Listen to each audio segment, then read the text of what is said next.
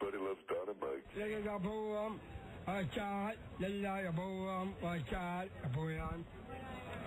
I didn't understand that. I'm sorry.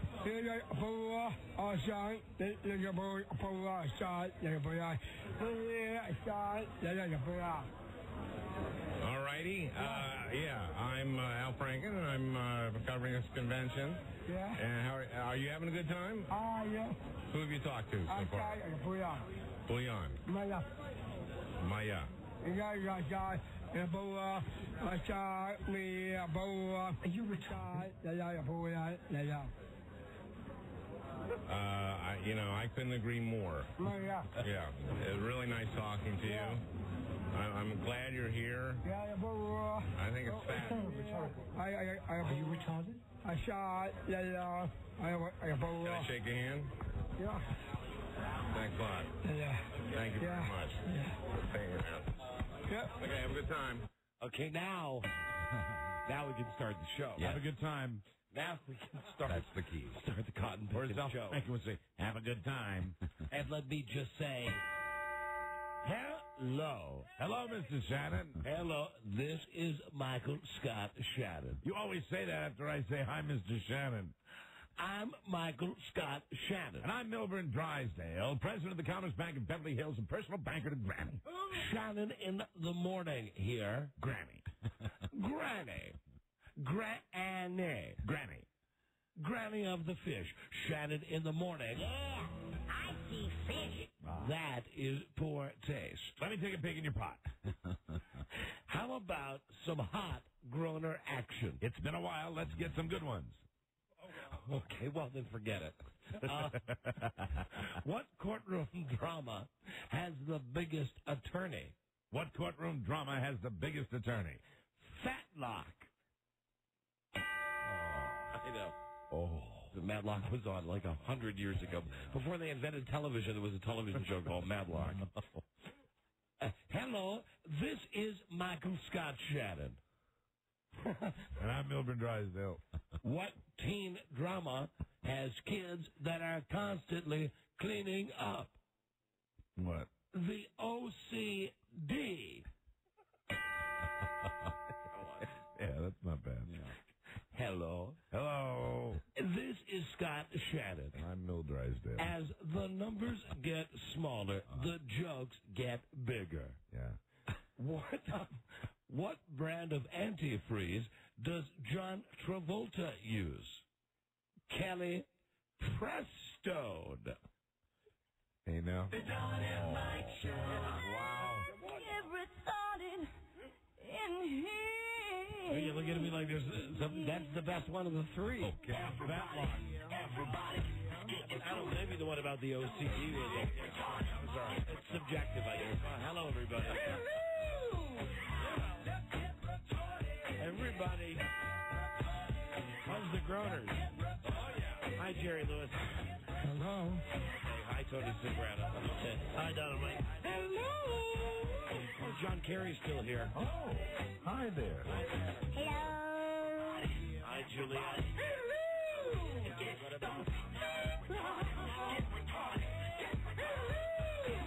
You can call Don and Mike anytime from anywhere in America. 877-365-3636. They're ready to believe you. There you go. True story. He was a neo-Nazi with one true enemy. Himself. A man of faith, a man of hate, and a soul torn apart. Viewer discretion advised. How have you been? How have you been? Nice day, isn't it? Good afternoon, Mr. and Mrs. Bakula and all the Simpsons team. They are accidental pickers. Yes. Don Geronimo. Mike O'Mara. Thanks, everybody, and hello again. Hello. I heard you already. Hello. Hello. Hi, it is the Don and Mike Show. Hello. And it's a new episode on this Thursday, 1 771-0404. Hi, Don and Mike. Buzz Burbank here. No, he's not retarded. There you go. And it is the 4th of November, 2004. Yeah, this is the same month, I believe, that Thanksgiving's in. Yeah, no, that is right. Real good, Warren. That's right. It's fascinating to me. 877-365-3636, the phone number from anywhere in America. American Thanksgiving, though. We elect. Not Canadian Thanksgiving. I just want to make sure that I'm clear. We elected a president yesterday, Right. And in the same month, we're actually going to enjoy a Thanksgiving dinner with our friends and family. Turkey, yeah. That's right. And watch for Mike on the next edition of What's Your News? He's ready. 877-365-3636 from anywhere in America. From Canada, 800-636-1067. Washington, D.C., 202-432-1067. I guess the first order of business, although we're trying to do our off-air business off-air, Yes. with this radio company, is on air today. That's right. Because, frankly, we both have on, I believe, clean blue jeans today. Yeah, we don't do it like we used to. No, we don't. We used to get silly. No, but today there was a marked movement by both you and I to make sure that we were clean, Right. that our nails were clean, Yes. that we had on clean dungarees, That's good. and that our hair was combed. That's because it. we're Nice supposed way. to, meet with Bobby Bacala from Infinity Radio.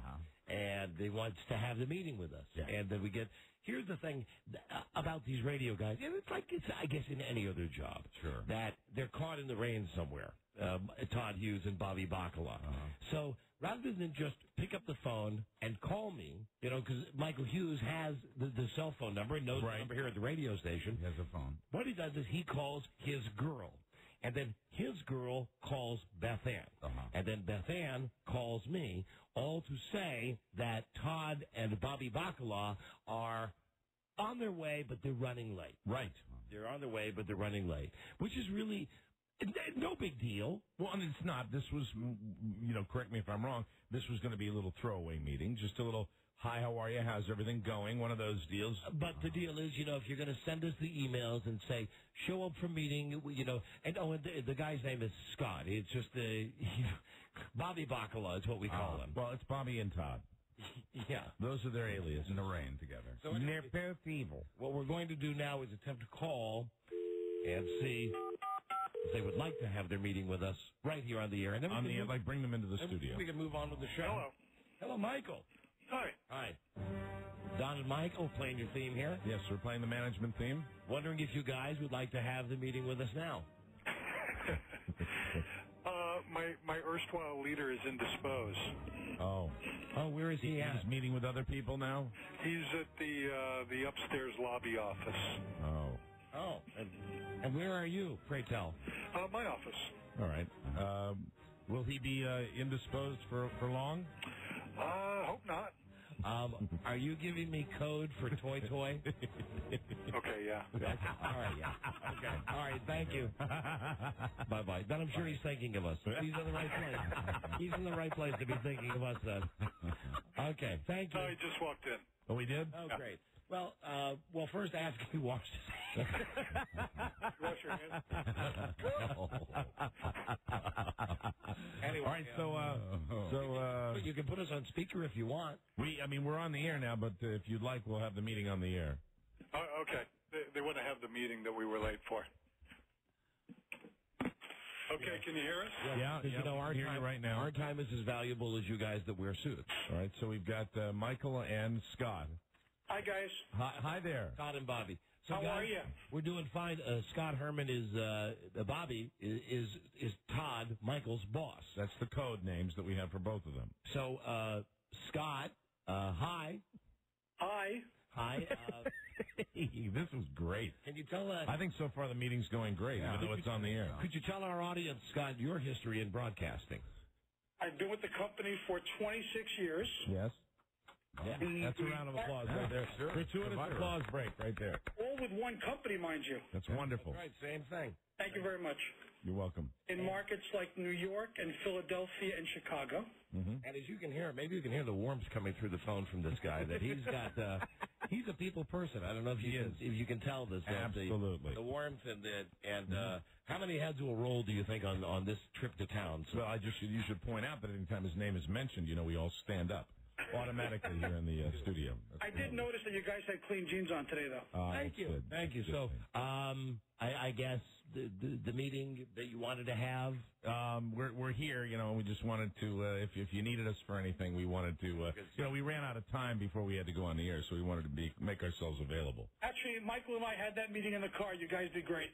Oh, wonderful. Okay. He told me you're exceptionally happy. Mm-hmm. You've never been in a better place in your entire career. Right. He's totally turned it all around. And you need absolutely nothing from me. That's wonderful that he was able to succeed in convincing you of that fact. That's one side of the story. Real time saver. All right, well, listen, perhaps we can meet and have a rebuttal at some point. When are you guys coming to New York to visit me? Well, I guess as soon as you sent down some of the, what are the things that the Darth Vader... It's basically whenever he wants us to come up and pick up the suitcase. Well, I wonder if Mike wants to come when the Red Sox are destroyed by the Yankees in the first series next year at Yankee Stadium. Scott, I will tell you this. I didn't allude to it before, but I will tell you this, that I will never set foot in that temple known as Yankee Stadium. It's against everything I believe in. And listen, could you pick up for just a second, Scott? Yes, sir. Okay, thanks. Because this is very nice. He's very nice to go on the air with us. And My pleasure. We appreciate it. Listen, this guy Hughes, I'm really, really not sure about him. I don't know if we've really made an upgrade at the position, if you know what I'm saying. I don't know what rumors you've heard, but, the two things that... Pathological liar. Really? Yeah. And I don't know whether it's true or not. It's just what we hear. Listen, I know that this is the new Infinity and Viacom, and that everyone is welcome. I just want to say, have you checked out his glasses? Yeah. And after you've checked out his glasses, have you wondered perhaps if he watches a lot of Will and Grace? Really? Yeah. Rumors running. Anyway, another rumor. Great talking to you, Scott. Thank you for your time. Enjoying the new warm and fuzzy and sensitive Infinity Broadcasting? Yes, it's delightful. When does it start? Next Tuesday. All right, thanks, look Scott. forward to it. Take care, guys. Bye-bye. Bye-bye. Bye. Bye-bye. Now that ass we kiss. Yes. Yeah. He's got that.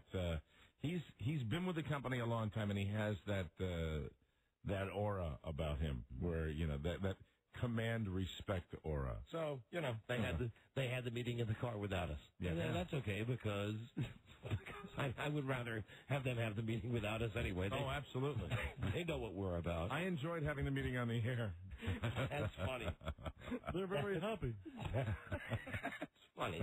And the thing now is Bobby Bacala will now say to Todd Hughes, take out your fag glasses. I mean, he won't say it that way. Sure. But he will say, at some point he will say, at least take out the glasses. And then let me see what the guys are talking about. Followed up by, who said you were a pathological liar? Or Hughes, perhaps Hughes will go with this tack. Right. I don't watch The Sopranos, but Bobby Bacala, is he a main character? How exactly would he be known on the show? It's not like it used to be, though, is it? Because do you know why I think it's not like it used to be? Because I think really people cruise around this building, people other than us, kind of oblivious to what's it. Do you remember the old days when like a suit would come in?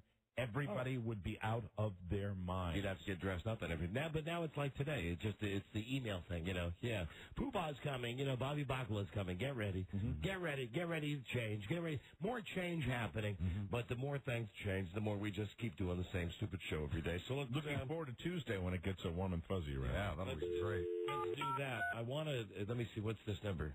222. Okay. 222. Make a quick call to my wonderful Cunny Honey. I was informed that she had lunch. Hi, this is Geronimo. Oops, hold on a second. Well, where the hell is she? Hold on a second. Give me a second. Sure. Because she had lunch with Beth Ann today. Really? And I don't want her to tell any secrets out of school, but I'm curious to know if she crawled inside the flesh of Beth Ann, because Beth Ann is very much an enigma to all of us. Indeed. Without question. I mean, she's a great producer. She's like one of the guys. She's a good, solid Republican. Yeah, we're not holding that against her. Not me. Hi, baby. Hi, Big P. Listen, without giving up any secrets, you went out today with Beth Ann. They have a meeting with the webmaster and talk about our website and stuff. But I know that you conversed with her one-on-one, gal to gal. Well, yeah, because I like her. I mean, I had only met her for the first time the other day when I came to the radio station. Okay. And I know it's hard when you move to a new area. So I would have liked to have gotten together with her if she, didn't know that many people in this area. And she just blew you off on that, right? Right. Pretty much, but I didn't take offense. No. And that's not why I bring it up. I bring it up because Freda found out something. I had thought this about Beth Ann for the longest time. Oh, no, not that, Mike. Okay. Would you tell everybody? Shut up, you. I didn't say anything. I know. You don't have to say anything. Okay. Mike, how gay is this? Yeah, no. Speaking of fact, you don't have to say it with words. You're saying it with your eyes. Well, you caught me by surprise there. That's what happened just Listen to the hours that this woman works. Are you ready for this? Baby, tell him. I know. And Colette was telling me while I was waiting for her, too. She's there at, 8:30 in the morning, and she works 12 hours. Yeah, but it's not all quality time. Oh, no, she worked, when I was waiting for her, she was working hard. I could barely squeeze in her getting to go away with me for lunch. Wow. Freda, I was joking about Just kidding. We all know. We're frankly concerned. No, but you know what? I know you were kidding, but a lot of people are working. They're just screwing around. You know? She's, and as a matter of fact, I wish she would start screwing around at work. I think that's... Partly maybe she should take a trip up to Cameron's office someday. I wasn't thinking sex, but I did offer her a Valium. I mean, she's just tightly wound. She's a ball of nerves. That's very nice. That's nice. Hi, I know it's only the second time we've met, but please enjoy some of my prescription drugs. May I say something to everybody right now? Yeah. Take it from me, Mike O'Mara. A 12-hour workday will do her good. It does me. Thank you. So anyway, did she take your pill? I didn't really have one. It was a rhetorical Valium. Do you have them at home if I ever need one? No, I'm not. I'm Ms. Natural. You know that. My husband is the take anything, do anything man. I'm the one that respects my body. I'm like the Jerry no, it wasn't Jerry Maguire. It was North Dallas. Was it North Dallas 40? I respect my body. But wasn't there a day when you would do some Valium? You took some Valiums in a day. You've got some for when you fly and stuff. Yeah, the only time I did was I got some for exactly when I flew, and I didn't like it because then you couldn't drink. I mean, I know people do, but that's what they say. Right. Sure you can. The wives' tale. But I'd rather drink because if I took one at the same time I had a drink, I fell asleep and drooled. So I didn't like that look. But anyway, to answer your question, Mike, I've got literally thousands of them stockpiled. Well, with my emotional history. Medicine cabinets and medicine cabinets. All I got to do is walk into a doctor's office. I know I used to complain about this all the time before, but now, since this new influx of everybody's got some type of emotional disease, right. As soon as I walk in the doctor's office, first thing they do is, for insurance or anything, hi, would you like $16.90 or $180? That's nice. As soon as I walk in, they know I'm nuts. Here's your suitcase full of OxyContin. They know that. Well, no, see, not that stuff. Mm-hmm. I get just the other stuff. Oh, the other stuff. The other stuff. Sure. Yeah, there's the stuff that the Desperate Housewives like. Works for me, huh? I know, boo. Works for me. Whatever makes you happy. Although you were a little too happy when I came home last night. I don't know what. Oh. I don't know if it was a combination of drink and NyQuil. Yeah, it was. You were a little sloppy last night. I'm fighting a cold. I'm a fighter. A lot of people are. And last night I had a drink, and then thought after I had the drink, I really feel like crap. Yeah. It would have really helped the way I feel is some NyQuil. Some more alcohol. And I sat down on the couch, and my wife came in about a half hour later, and she's like, I stood up, and she looked at me right away. She knows something's not right. She says, it was Foster Brooks. She said, how many drinks you have? I said, one. Looking at her incredulously, not even knowing that. We go out in the kitchen. I go, oh, I forgot NyQuil. Oh, yeah. NyQuil. Try the cocktail we used to use in college, occasionally, only for medicinal purposes. Of course. Which was cherry NyQuil and Coke. Yeah. It helped you feel better. I mean, if you were sick. Sounds pretty good. It wasn't My for pleasure. God, how beastly is that? I don't dig NyQuil. It's amazing I'm alive. I'd take one now. I really only take NyQuil when I am not feeling good. Cherry, NyQuil, and Coke. That's it. Oh. So, honey, Beth Ann McBride. I offered an evening out with the lovely Marcia Burbank and myself, and she said, I'll pass. All right. Wow. All right. Listen, I just wanted you to give her the checkup from the neck up to make sure that... She's a hard worker. You hang on to her. I love her. No, she's great. Are you kidding? Yeah, right. She's fantastic. I mean, there's a part of me that hopes she never gets any interests outside, just serving the needs of this show. Right now, she's a worker bee. She likes being there. She likes working. She's very thinks dedicated. You guys are the best show on radio. And of course, just because of your wife, that had nothing to do with what she was what's saying. she going to say? I think this is the biggest piece of crap show that I've ever been on straight radio. I can't wait to go back to Winston-Salem or whoever. Okay, so she's okay. Yeah, she's good. All right, very good. Love you. All right, I'm good too. Love you. Well, I know you. Listen, I know you are. All right, you can check up on me. Spend every day with you. Hey, Freda. Yeah. Great. How are you? I'm quite well, thank you, Mike. Okay. How are you anyway? All right. Goodbye, boo-boo. Goodbye. All right, so that's her side. Now let's call Beth Ann. Doesn't care to socialize. I guess that's probably for the best. Hello? Hi. Hey. So, let's see. You turned down the Valium. She did offer. Yeah. You turned that down. Everything else okay? Yeah. Okay. 12-hour days not killing you? I mean, you're like Joe Gibbs. Really. You're like one of those coaches that sleeps in the office. But I don't. I work. I know. At least you found time to vote. I was going to ask you a logistical question. With the coming in so early, which is okay with me because I'm up anyway at 5 o'clock in the morning, and Beth Ann and I often talk before 7 a.m. Yeah, as do we. However, I'm not getting in. I'm not getting off my fat ass and coming into work. I'm at home. I set a record today, believe it or not. What? What's the time I woke up? What time did you get up today? Seriously? Yeah. 11 o'clock. Oh, my God. Wow. 11 o'clock. I wish I could. 11 o'clock today? You just woke up 4 hours ago? Yes. Yeah, what time did you go to bed? 4 o'clock. Okay. Yes. Solid 7 hours. You are my hero. You are really my hero. Yeah. You're my hero. Well, if we all did the same stuff, it wouldn't be very interesting, would it? I know, and I felt like such a jerk watching TV when... That's the reason, incidentally, is because I did go to bed at 4 o'clock. That's the reason I got up at 11. But I've never been able to do that. That's like the first time that I've been able to sleep literally past 8 o'clock in a very, very long time. When Bush was on TV today, and I want to talk about him. What a great performance he gave today. One of the things he was commenting on was staying up all night for the night of the election, and mentioned that he normally likes to go to bed around 10 o'clock. 10 o'clock. And there's like some mild cackling, people laughing about this. Right. I'm afraid I'll line up with him there. Sure. With me, I like being in bed at 10. I watch something's TV. got to give you. You get up at 5 o'clock in the morning, you're going to go to bed at 10 o'clock at night. I watch TV and everything, but Beth Ann, here was my point with you. Yeah. Is the fact that you get here in the morning because you just got to get to this crappy station, or do you not have a computer, the laptop at home where you can do the stuff at home?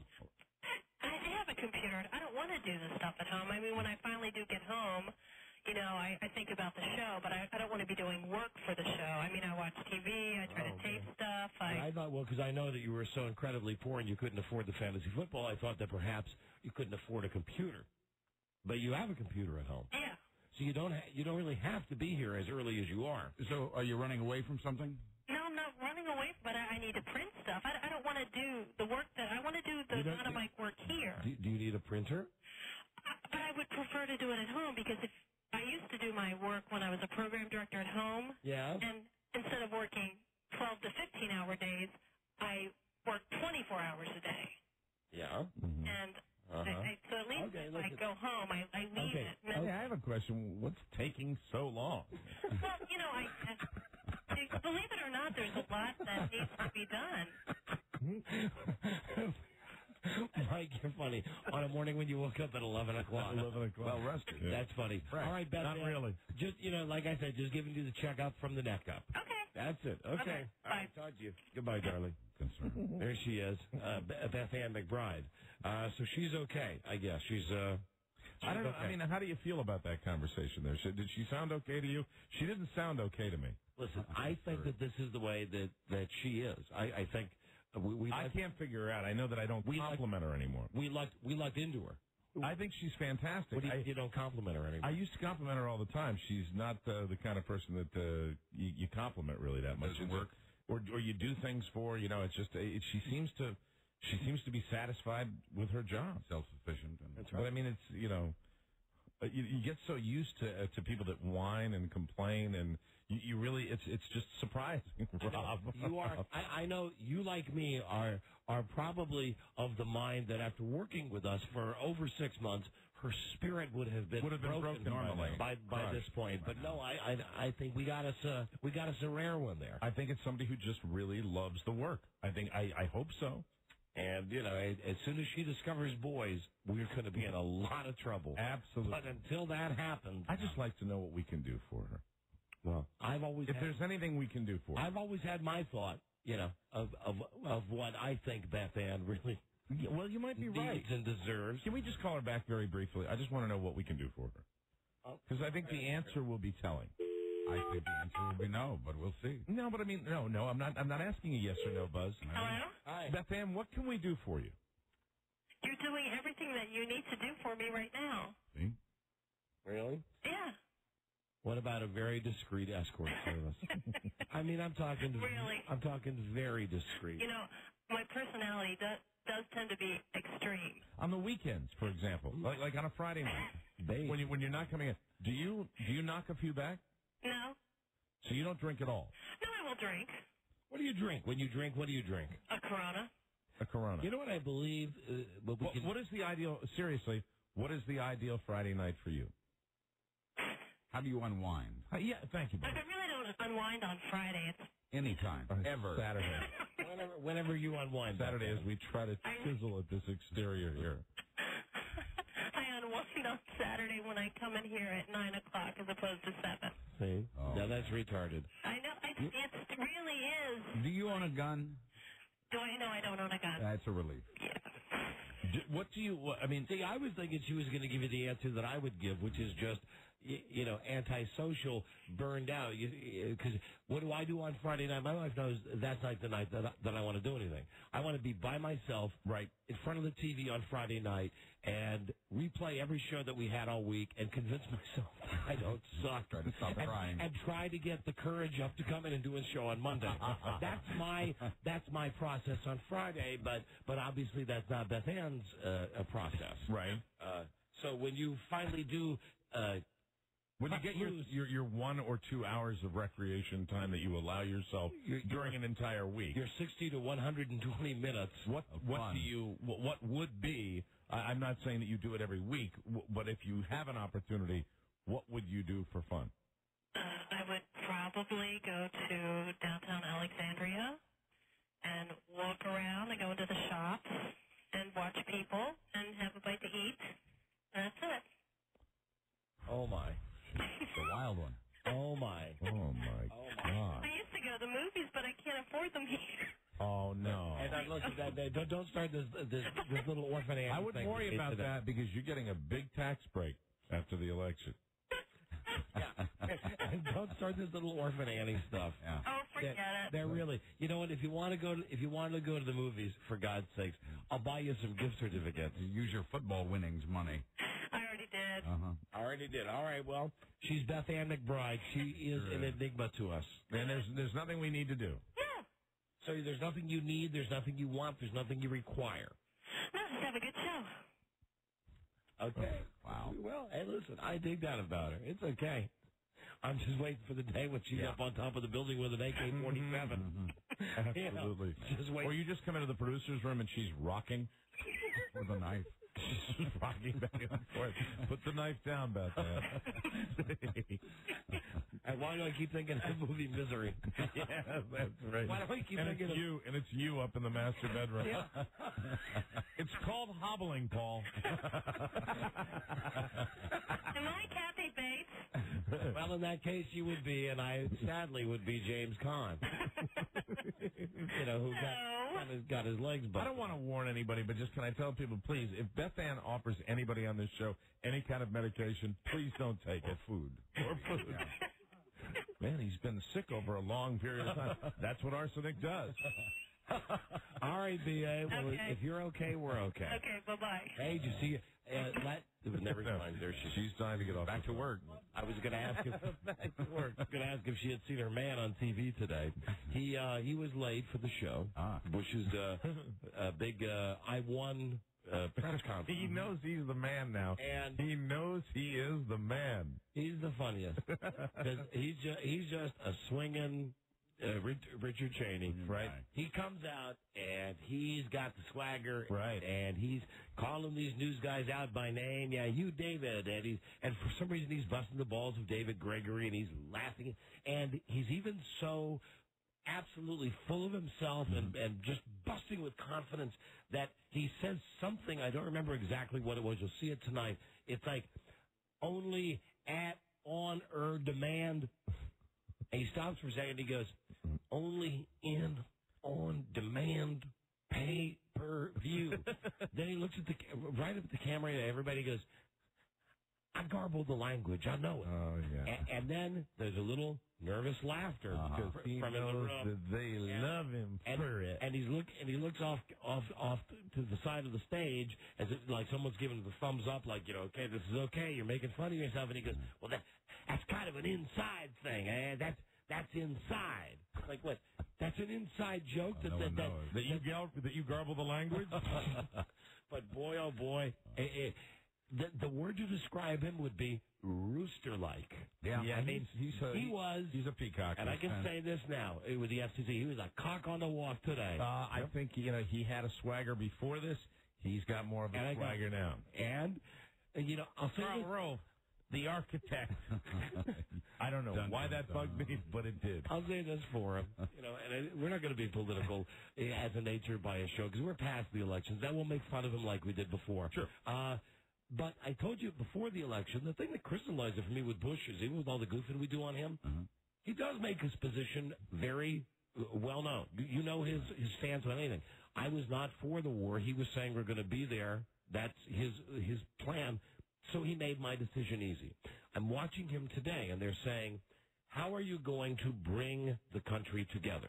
How will you bring together Republicans and Democrats in Congress? Yes. He's asked this question about 6 times. And every time he answers exactly the same. And listen to the answer. I will find those who agree with me on what we should do. You mean the people on the other side of the aisle? Yeah. I will find those who agree with me. So he's looking for Democrats who agree with him. And will welcome them as we formulate my plan. And then the next time he gets asked about it, and again he says, I'm all for bringing America together. What I want to do is find the people who believe my ideas and then invite them in. That's how you compromise. That's how it's going to be. So anyway, you know what? The way things look now, it's funny. It's exactly what he can do. Yep. It's funny, and boy, oh boy, last comment on him. Does he know he's in charge? Oh, yeah. Does he know now that he got the second year, the second term that Dad didn't get? Right. And it's like the feeling that I got from him was a kid that finally got his driver's license. Right. Dad could no longer say you can only drive when I'm in the car with you. No longer restricted. And what he's saying up there is he's at a press conference at a podium and basically just saying, dude, I can drive the car whenever I want. I can take it wherever I want. I can put any bumper sticker on it I want because 54 million people think that I can do it. That's it. That's the attitude. Anyway, more power to him, I guess. He's funny. Well, it'll be interesting to see what a president with this kind of mandate will do for the country. He's funny. Oh, I don't have time today to talk about young the DirecTV guy who will come on the air. Oh, good. Incidentally, I had a nice long conversation with Young today. Man, he told you to stay off your roof. That's right. Mike, hold on. I know I do want to ask you something. Okay. Tell me how you burned your girlfriend's dog. The beluga is a pug, and we are crate training him, and so when he gets in the crate, he's having a little issue with it, and when I mean issue, he's having issue, and last night. So the dog is going number 2 in the crate, and more than anything else is I think because his diet has to be adjusted, so he doesn't have. It's not. He's not a solid citizen right now. That's the best way that I can put it. Let me just explain. Everybody doesn't have an animal. It's the same thing we did with Joe Ardinger when we first hired Joe. We crate train him. We feed Joe and water Joe in his cage and then let him out to go to the bathroom. And eventually the message we wanted to give to Joe is not to defecate where he's eating and living. Well, I have to apologize to the pug dog because I decided... Joe learned, incidentally, after only 3 or 4 weeks. He was very, very good. Well, we had to use the electric fence for a while, but that was, that was very short-lived. And I have to apologize to Carla's dog because I decided she's the one that always, because it's her dog, I don't really have anything to do with the dog. And this is one time I decided I would help when I saw that the dog had an accident, and I was running out of the house, but I decided that I would clean the crate and, basically shampoo the dog because the dog gets messy, too. So I bring the dog over to the sink and just kind of keep my hand on his back. Right. And run the water. And then, in the meantime, I'm, doing things like throwing a couple of cans of soda in the trash, and I'm just doing other things as the water is warming up. What I don't realize is this new house that I have has a brand new gas-powered super nuclear water heater. And I don't realize at the time that as the water is heating up, I've got it on full hot. And so the first thing I was going to do was my sink has one of these little spray features on the sink. And I hit the button for the spray feature, and I didn't realize that I don't know what the temperature of the water was, but it was hot enough that when it hit the little dog's paw, the dog literally went airborne. It was like an electrical shock, and I got the yay, and the dog. I am the god of hellfire, and I bring you fire. It was very quick. 20 degrees. I felt so bad. I really did. I immediately, turned the water off, and I got it back down to a manageable temperature. And to the best of my knowledge, I didn't burn the hair off the dog, but it was, I had to, I hosed down his little feet and his little tummy where he was. It felt so bad. I am the god of hellfire. Bring you fire. The dog is pooping 15 times an hour. That's a lot. It's more than it's a little less than I do, but I mean it's very bad. And they're keeping it on the all tomato diet. I don't know what the deal is. I mean, we're feeding the dog not conventional dog food. We're actually feeding the dog hummus. Hold on, the hotline is ringing. We got a break, unless this is Alan Thicke calling us early. No, this is Carrie Ann actually calling for Alan Thicke just to see how you guys are doing. Of course. Hold on, please. Oh, and now the secret's out of the bag. Oh, hey, you just tipped the hand. We'll be talking to Alan Thicke in a moment. Mike, you're grounded. Hold on, please, darling. Whoever she is. That would be for Beth Ann to handle. Carrie Ann. Hey, another Ann. Another something Ann. Hey, Carrie Ann. What's your game now? Can anybody play? Yeah. We'll be right back. This is the Don and Mike Show. Today we have a singer. His name is Andrea 3000. Andre. Yeah, okay, whatever. Andre 3000. Andrea is a girl. What do you think about the convention, Andre?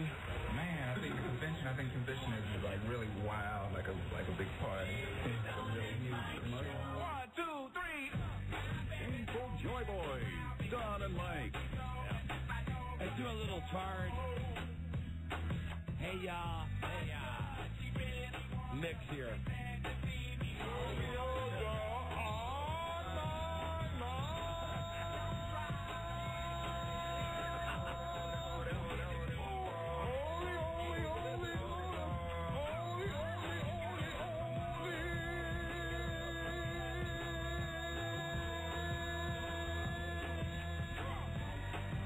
did that pretty good. Very nice.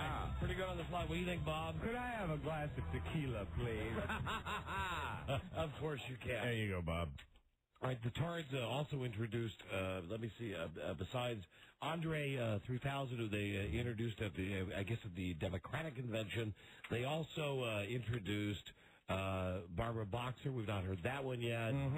Ben Affleck, I told you that was a great one because really when you're watching this tape and when you're listening to the tape of these people at the conventions, you really don't know who's who. Right, exactly. With Ben In the case of Ben Affleck, it's the best example. And I'm not kidding because it was one of the, okay, I'll be politically correct. It's one of the challenged people, but one of the challenged people who doesn't wear it on his sleeve, right, like the others do. I see.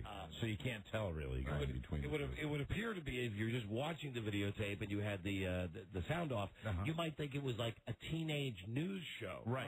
And then if you watch it a second time and you say, okay, one of the people on this tape is retarded, without turning the volume up, see if you can guess which one of them is retarded. And you have trouble discerning between Ben Affleck and the individual. The first thing that would make you think maybe it wasn't Ben Affleck. You go, well, the guy on the right's got a real nice suit on. Right. You say, well, they took all of the retarded people out and bought him new clothes before the interview. That's wonderful. Now what do you think? I hate to, promote anything Canadian, but this show reruns on Trio, Channel 315, DirecTV, Sunday at 10:30 in the morning. Very good. So Thank you. Check it out. Make a note of that. And now joining us is, I think we gave this away before in the commercials, Alan Thicke. Alan Thicke! Now, who knows what the hell Alan Thicke is promoting? But we're ready for him, and Rob is ready for him, because we're going to look at this from the standpoint of music. That we had Brian Wilson on the show 2 days ago. I was out of my mind for Brian Wilson. Right. Same way I feel about Alan Thicke. Greatest musician of all time. Mike, you're saying that's a joke, but you do not know the vast musical history that Alan Thicke has provided us. And Rob's got the brain full of that, right? Rob really knows all of Alan Thicke. Yeah. Well, I've always heard, I don't know if it's true, I want to get to the bottom of this urban legend. I think he sang the theme to Three's Company. Come and knock on our door. Also wrote Facts of Life, another great song. Like wrote that theme? Yeah. Wrote that one. Give me another one. The theme to the Diamond Head game. Let's hear a moment of that. The Diamond Head game? He wrote that. Sutherland Game Show? Yes. Would this be one of his obscure tracks? One of my favorites. What are your favorites? The Diamond Head game? Yes, he wrote that. What is the Diamond Head game? Is it a game show? Yeah, a Hawaiian-flavored game show. Okay, all right. So here he is now. Alan Wilson. Hello? Hello. He got me with that. I thought he was really on now. He is. Brian Wilson, can I help you? This is Tom Gavin. I know. No, it's not. It's Elvis. Tom, hold on a second, Tom. Hold on, Tom. Hold on, Tom. Yeah, sometimes I keep Tom just for emergencies. All right, Beth, here he is now. Alan Thicke, everybody. Alan Thicke. That's the sound of one hand clapping. No. We do our very best. We got about 4 guys trying to generate that applause. Appreciate that. Many hands clapping. Rob Spiewak, musical expert. Please to be jumping to the microphone and ask. Anything going on in Washington this week? Not much. No, not a thing. Yeah. Hey, Alan? What's that? We're kind of played out on that whole thing. I guess. Yeah. What was going through your mind when you came up with the melody to the theme to the Diamond Head game?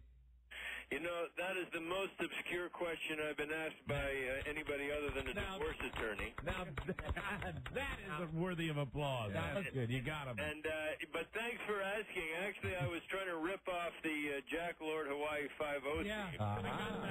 Let's hear a bit of this. I mentioned to you that Alan Thicke is one of Rob's favorite musicians of all time.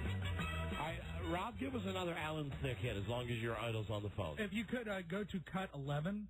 Now, this is not, I believe, the Wheel of Fortune theme we're all familiar with. We're taking a walk down your musical memory lane, Alan. Where do you dig up this crap? This is the Wheel of Fortune theme known as Big Wheels. Oh, yes. Yes.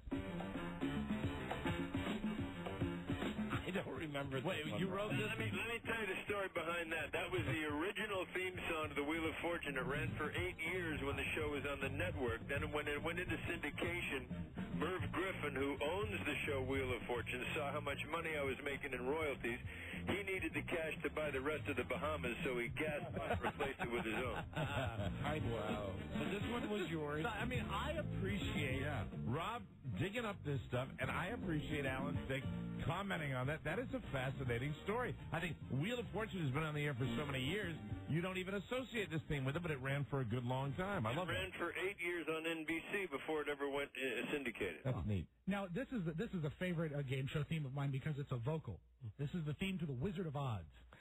The Wizard of Oz? Yeah. Okay, now listen very carefully. First of all, do you know who hosted that show? The Wizard of Oz. I'll take a guess. I'll say Tom Kennedy. No. Are you still guessing? Let Rob guess. Rob is really the expert here. Rob? I will guess Wizard of Oz. I'll say Jack Barry. Well, that's a good guess. It was hosted. It was the very first hosting job in the United States for this particular guy. Alex Trebek. He co-founded the celebrity hockey team with me. And you're absolutely right. It's Alex Trebek. Canadian, And I brought him to this country, and you'll also know that the sparkling vocal on this rendition was done by yours truly. All right. Without further ado. It's the kind of vocal that kept me out of the big time. Alan Thicke. Who's a man with the money, makes a dark day sunny? Who's a fella every day, gives a bundle away? Who's the guy with the prizes that'll light up your eyes? Just never end and get a friend and get ready to play. Hey.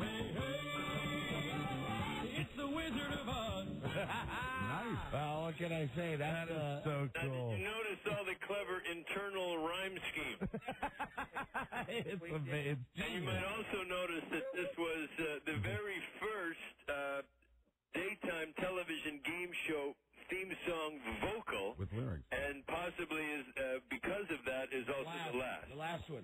Do you know, we yesterday, weren't we talking to some professor who's offering a course in American Idol? I think this could actually become a college course right now, is Alan Thicke and his relation to music and game shows. Now, Alan, may I ask you to address an urban legend? Uh-huh. Is it true, even though you are not on the closing credits, did you sing the theme to Three's Company? No, I did not. I am credited on that Rhino Records compilation album. Oh, okay. But, and I've done a lot of really lousy music in my time, but that one I can't I take the blame for. All right, then, Rob, let's move right to the chart toppers. Yeah, you know what? All right, we're going to get into the big stuff now. It's been so nice that he's indulged us. Let's indulge him with his biggest hit and my favorite. All right. Yeah.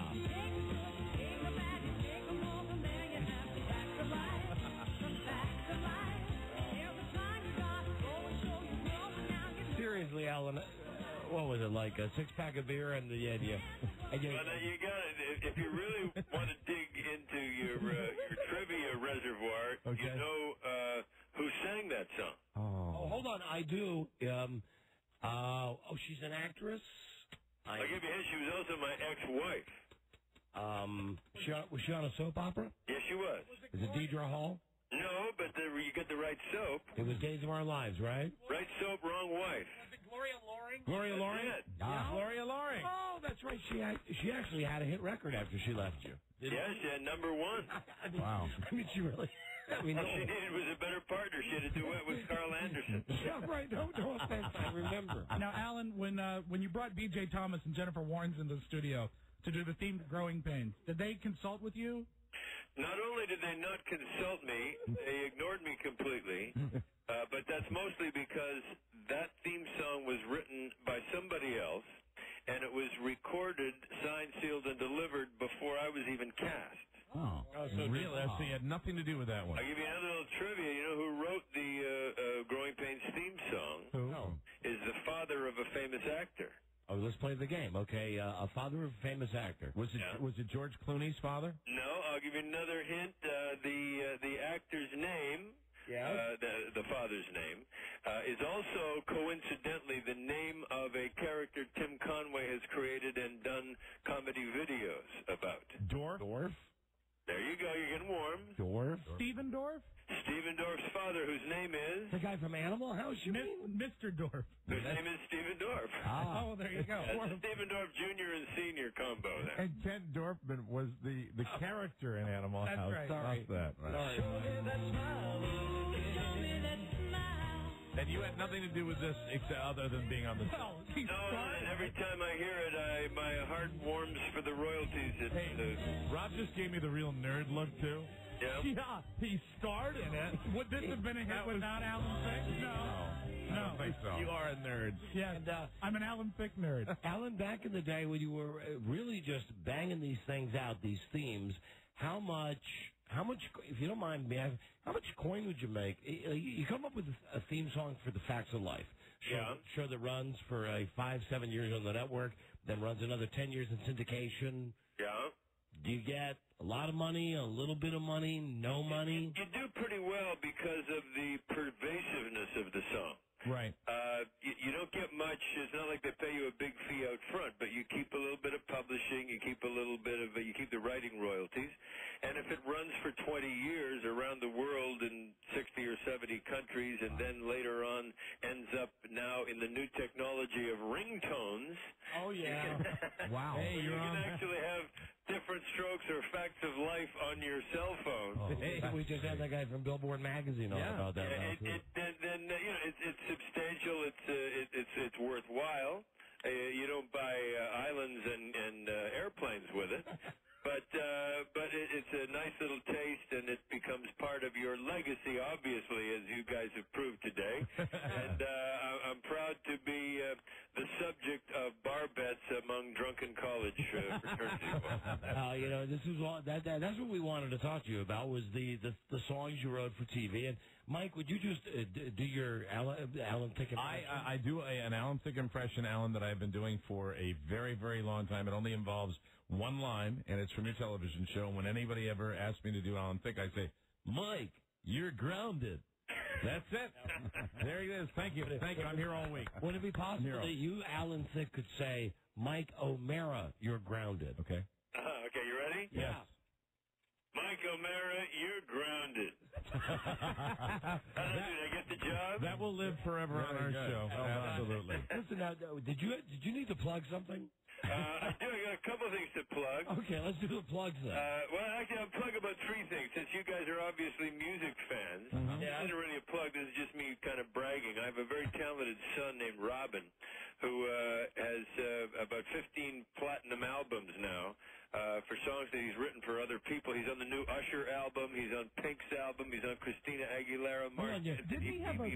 Wow. Didn't he do so he's quite fabulous, and he's got a new record coming out on Interscope probably in February. He had a hit like last year where he sampled a fifth of Beethoven, didn't he? Yes, exactly. Yeah, it was very cool. He's a great young man and very talented, and I wouldn't want anybody to be biased against his fabulous artistic musical approach, be prejudiced by my four-chord hack productivity over the years. I think your kid is working with Usher and working with Pink, that I don't think they're holding facts of life against him. No, not at all. Not one bit. I taught him four chords and accounting. Excellent. There you go. All right, plug number one. So that's one plug. The other plug is for a show, a big deal I got going in Vegas, and I can give out a telephone number, and the first 100 callers get invited to Vegas. They get 3 days, 2 nights. They get the show tickets and the whole treatment. Wow. And then while they're there, if they choose, they can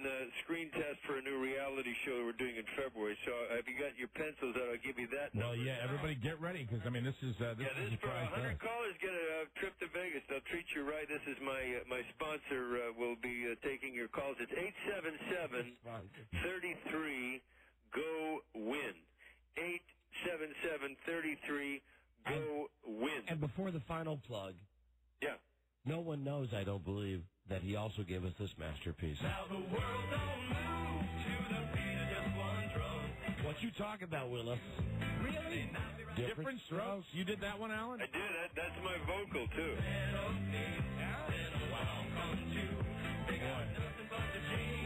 You got to be sitting on a pile of money. I've also been married twice. Oh, well, never mind. You're preaching to the choir there, pal. Oh, now, Alan, my sympathies. Sorry about that. What's your third plug, Alan? That's called making a mountain into a molehill. That's exactly what it is. I gave you that number, 877-33-GO-WIN. Gotcha. And now the third plug is consult your local time and listings. There's a Fox Celebrity Sports Invitational from Alaska that I'm hosting that's on this week all over the country.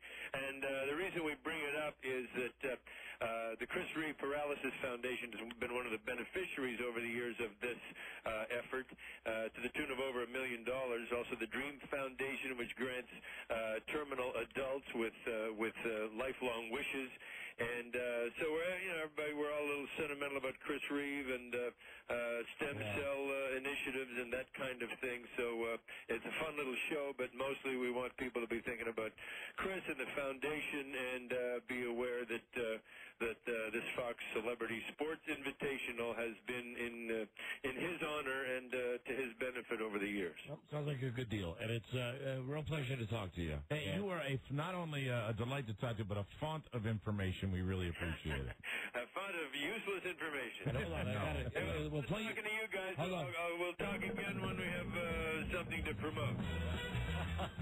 We'll play you out with the theme from, what is this, Rob? Diamond Head game. And make sure it's something I get 11 cents for. Hey, hold on a second, Alan. Hold on. Beth Ann needs to talk to you. There is the musician that Rob loves the most. Sure. Rob, I had no idea you were bananas for Alan Thicke. Mr. Alan Thicke. Hey, Alan Thicke was a lot of fun to talk to. Yeah. And I want that tape forever on the show. Michael Murray, you're grounded. Count on it. When we come back, are you ready for the hard board courts of the NBA? Fantastic. Right. This is the Don and Mike Show. You hide your enthusiasm. This is the Don and Mike Show. Well, first of all, I want to address something. I hear ESPN is trying to me, and you guys are trying to make a controversy. There's not going to be a controversy. I was joking around with one of my friends, and that's it. If you don't like it, you and your families too. Now let's talk about the game. The Don and Mike Show. A big part of the Salt Lake City scene. Well, the Don and Mike Show. All right, let's find out where we still are being heard daily. That would be Sacramento. Right. KHTK. Hi. In Buffalo. 92.9 WBUF. Mad City. Madison, Wisconsin. 100X. And in Dallas, Live 105. Mention Dallas now. Yeah. Because even though our show's on in the middle of the night in Dallas, this guy, midnight, this guy, Mark Cuban, crazy guy. Yeah. He's like a big fan of the show. Yeah, and we're delighted to have him rooting for us. You know, we've had him on the show a bunch of times. And one of the things in the email conversations was, would you guys like to be the official national radio show of the Dallas Mavericks? Sure. Said, sure. Now, I like basketball almost as much as I like football. Right. I'll tell you that, and Buzz, stand by. Last night, the Dallas Mavericks went to 2-0. All right. Beat New Orleans. Got a great team in Dallas this year. You got Nowitzki, he's back. Michael Finley's back. Jerry Stackhouse. They got rid of the white guy with the long hair. And Jason Terry, who last night had 19 points. He's on the telephone now. And Buzz, we're not going to tell him that you don't know anything about basketball. Oh, he'll figure it out pretty quickly. What we'd like you to do instead is take the few moments that we have with Mr. Terry and let's find out what he's really like. Very good. You know what I mean? You can bring out that and interview him just like you'd interview somebody on one of your Washington Weekly shows. And let me get the music ready for this. Okay. Welcome to NBA Shoot-Around with your host, roundball fanatic, Buzz Burbank. Yes, now from the top of the key, here's Buzz. Today, Buzz, your guest is Jason Terry of the Dallas Mavericks. And welcome to the show, Jason. Congratulations. Congratulations on your 19 points last night against the Jazz. Thank you. It was a pleasure to be on with you. Welcome to the show. Go ahead. Hey, listen, the first thing I want to ask you, Jason, I want to try to find out a little bit about you today. Not the New Orleans Jazz, Buzz. No? I'm sorry to break it. They moved? Yeah, it's Salt Lake City still the Jazz. Never mind, though. New Orleans, congratulations against New Orleans last night. Thank you. Anyway, Jason, my purpose here anyway is to find out more about you and let us know a little bit about how you spend your time off the court. What do you like to do in your spare time? Well, three beautiful little girls, so I like to spend a lot of time with them. 3 daughters? Yes, 3 little ones. Congratulations on that. How old are they? 3 months, 3 years old, and 7. So. Wow, you've been keeping busy. It sounds like it. And what do you like to do with your daughters? What do you do to entertain them, to make them laugh? We go to Dave and Buster's a lot. Play a lot of games. Right, they like that? Yeah. Now my 7-year-old's into reading, so we read a lot of books at night. And then I got my 3-year-old. She thinks she can do whatever the 7-year-old does, so she's trying to read books to me also. Oh, that's always good too. Well, reading is so important. What kinds of things does a 7-year-old like to read or have read to them?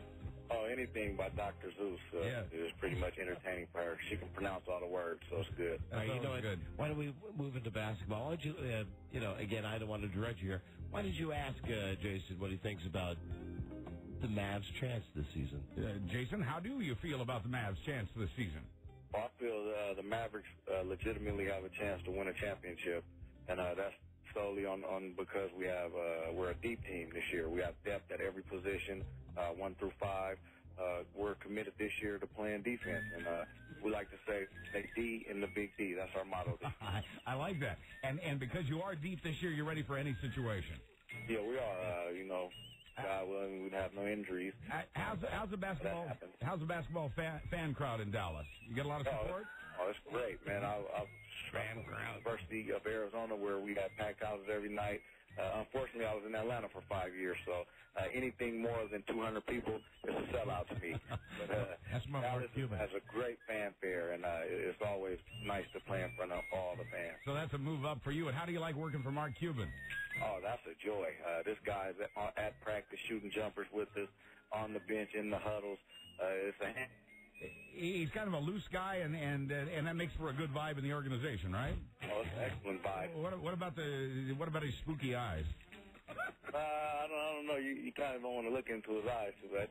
Yeah, that's right. I think it's good advice. Hey, Jason, now it's your turn to ask Buzz some questions. Ask Buzz how many. It's serious, not a joke. Let's see if he knows. Buzz, how many guys on a basketball team? I'm going to say 9, Don. Wow. Yeah. Jason, he's not kidding. Buzz, do you have any idea the difference between zone and man-to-man? No, but the second one sounds naughty. I got a trick question for you, Buzz. Yes, Jason. How many points do you get for a 3-point shot?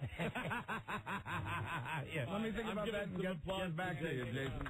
There you go. Jason, very seriously, your crazy owner is on our show all the time. We love talking to Mark Cuban. We have him on the show a lot. We're going to have a lot of you guys on. You're 2-0. You're kicking ass, and just keep doing it. It's got to be, Jason. This is Mike. I really wanted to ask you this. It's got to be great coming to an organization where you do have an owner like Mark Cuban who is so totally into the team. That's got to be. Is that different from anything you've ever experienced? Oh, it's definitely different, and it's big. And the players see it.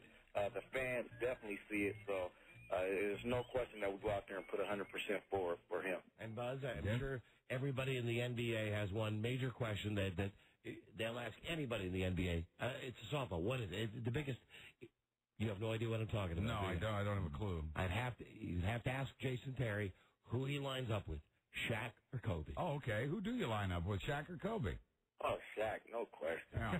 It's a good move, Jason. There you go. Yeah, that's from Buzz Burbank. Yeah. Who knows nothing about basketball. No. Why is that a good move, Buzz? I think Kobe is trouble. Way to go, Buzz. Way to fake it. Hey, dude, it's been nice having you on our show, Jason. Jason, have a great season, man. Not a problem. Anytime. All right, we'll see you. A nice man. Bye-bye. One by one, we'll work our way through the starting 5 with the Dallas Mavericks. I love this guy, Buzz Burbank. That's quality. So now, what the hell is the name of the New Orleans basketball team these days? I don't even know that. I mean, do you not agree? It should always have been the New Orleans Jazz. They don't have jazz in Utah. It's the bullet. No, it's Charlotte is the Bobcats. Oh, I know what it is. It's the Hornets, because they used to be in Charlotte. Oh, so the Charlotte Hornets moved to New Orleans? New Orleans Hornets? 2 years ago. Oh, that's just dumb. And now Charlotte has a team that's the Bobcats. Well, what's really dumb is that you're right. That it's still in Salt Lake. Right, and the Jazz are in Utah. Why the Utah Jazz? Because they moved and didn't change the name. That's silly. It's like, why is it the Arizona Cardinals? There's no Cardinals in Arizona. No. Can't everybody just get along? Anyway, nice job with that, Buzz. We will work our way up the food chain here. Good. I've stolen a permanent question that I will ask all athletes. Who, from this point forward, I will ask this question of athletes on the show. Do you have a big fan crowd? That will be my question. No, I said, how's the fan crowd? How's the fan crowd? As a crowd, how are the fans? Well, it was fan crowd. Yeah, I make things up as I go along. Well, I'm stealing it from you. Then we get Jerry Stackhouse, who's troubled, and Michael Finley, who's great. Then we get Dirk Nowitzki, the big, gigantic guy that I believe speaks English, but is like from Ukraine. That's the one I'm looking forward to. Right. Anyway, Buzz, thank you very much. You're very welcome. Thank you. Well done. Let me see. The elections are over. Buzz, pleased to be going to... Ended yesterday, Rob. MichaelMoore.com. Oh, this can't be happy. Now, a lot of people are wondering what Michael Moore is up to now that, Bush won. Understand when he's depressed, he eats.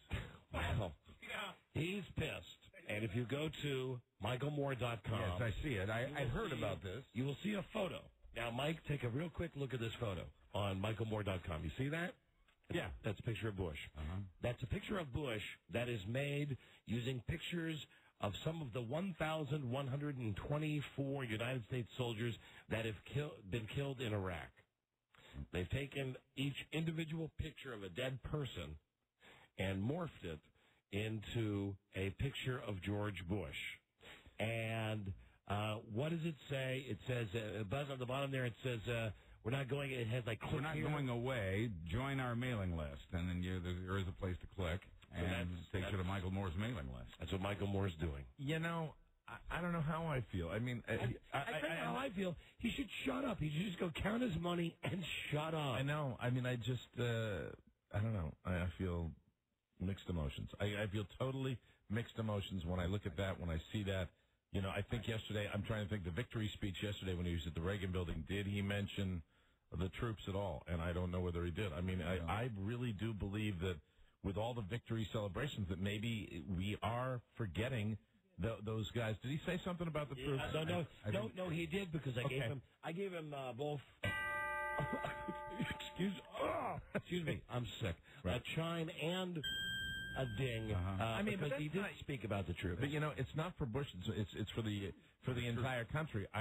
Now that this election's over, I think we get together, but also I don't think we forget that's happening every. Can't forget the issue. Every day. I agree. I don't want to get heavy on this topic. I don't want to get heavy either. None of us do. Let me just. It's my opinion. Michael Moore, just shut up. I was all for you. Now just shut up. Portrait will be bigger next year. He made the pile of money. Puff Daddy, of all people, issues a press release after the election. Well, now Puff Daddy was very into the Get Out the Vote campaign. Right. That's right. Let me see. What does it say? Quote, and I love the fact that we're quoting him on the election now. Sean Combs, voting gave me butterflies. My vote counted. A lady came to me and said it was her first time, and that's because she heard vote or die. She it was literal. Well, that's good. You look at those pictures. Maybe she's right. Okay, that's it. That's it for the election. That's all I want to talk about the election tonight. Very good. I do want to say happy birthday to one of Buzz's peers in the business. Who is celebrating a birthday today? Walter Cronkite. Oh yeah. Now, Buzz, remember when you came up as cub reporters together? Walt helped me out so much. Now, Mike, I'm glad that you brought that up. I did a little research on Walter Cronkite. Walter Cronkite. He's 88 today. God bless him. How old is that? Well, that is so old. Walter Cronkite attended both the Republican and Democratic conventions in 1928. Wow. When he attended the World's Fair in 1933, he was amazed at an exhibit for a fantastic idea many years in the future, something called television. Yeah. He reported on the Nuremberg trials. Yep.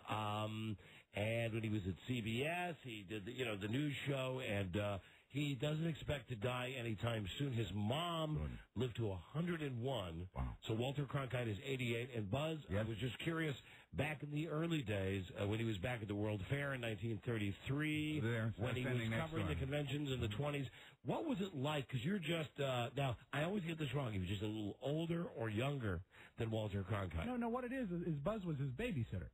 Buzz, do you think that Walter's career would have mirrored yours a little bit more if you hadn't raved out so much in that radio broadcast when the Hindenburg was docking? I think that was my undoing at that point. I tell you, I was with him at the World's Fair and at Nuremberg, and all I remember really about either of those events, it was cold. It was just so damn cold. That's all Buzz's memory ever is. Seems to be cold wherever he goes. Even with the exploding hydrogen rigid airship, it was still freezing. That was a moment of warmth from that, but really, after that it was cold again. You know what else it was cold? About 15 minutes ago when you first started talking. Jason Terry from the Dallas Mavericks. Freezing in here. This is such bad timing for Lorne Michaels because the thing was just on 60 Minutes, and we all saw it. And the thing I think none of us will forget, and it was actually one of our callers that brought it up, was the Mike Myers, Dr. Evil, Lorne Michaels thing. Oh, it was great. You know, what was the exactly? Was it really? Right. And the pinky on the mouth. That's Lorne Michaels. So Lorne Michaels has now announced that he's got a new gig with NBC. Oh. Now get this. It's a reality show. You're going to love this, Mike. What is it? And now we're talking in our network programming voices. Yes, of course. It's the network bonanza. What if we got Lorne Michaels, who's photogenic, and we put him in an apprentice-like setup?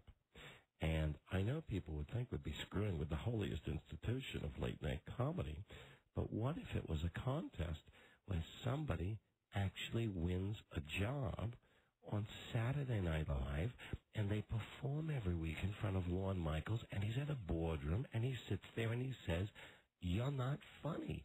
And then the person out of the 16 that's funny actually gets to be on Saturday Night Live. That's what they're doing.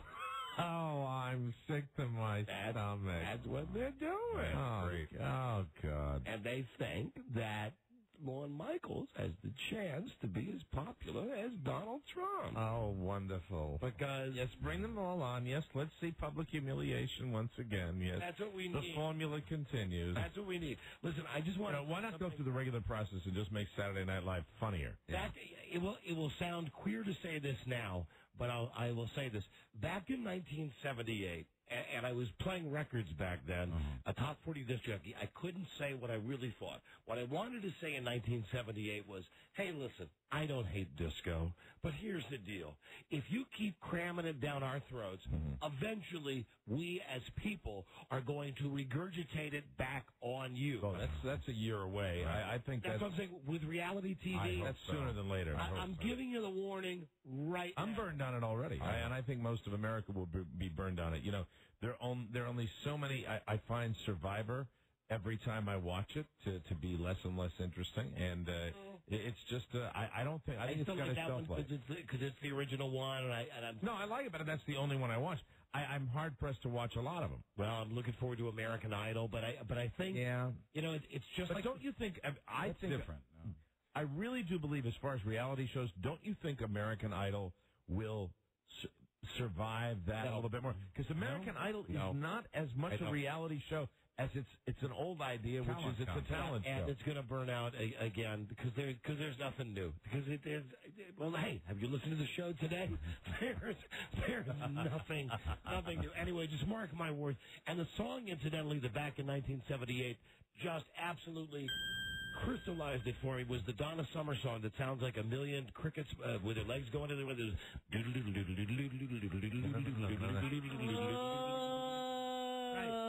I remember the guy from the record company coming in and saying, "Listen, it's a smash." And I said, "You know, it is a smash. I agree. We'll start playing it today." However, I'm telling you, we're going over the top with this now.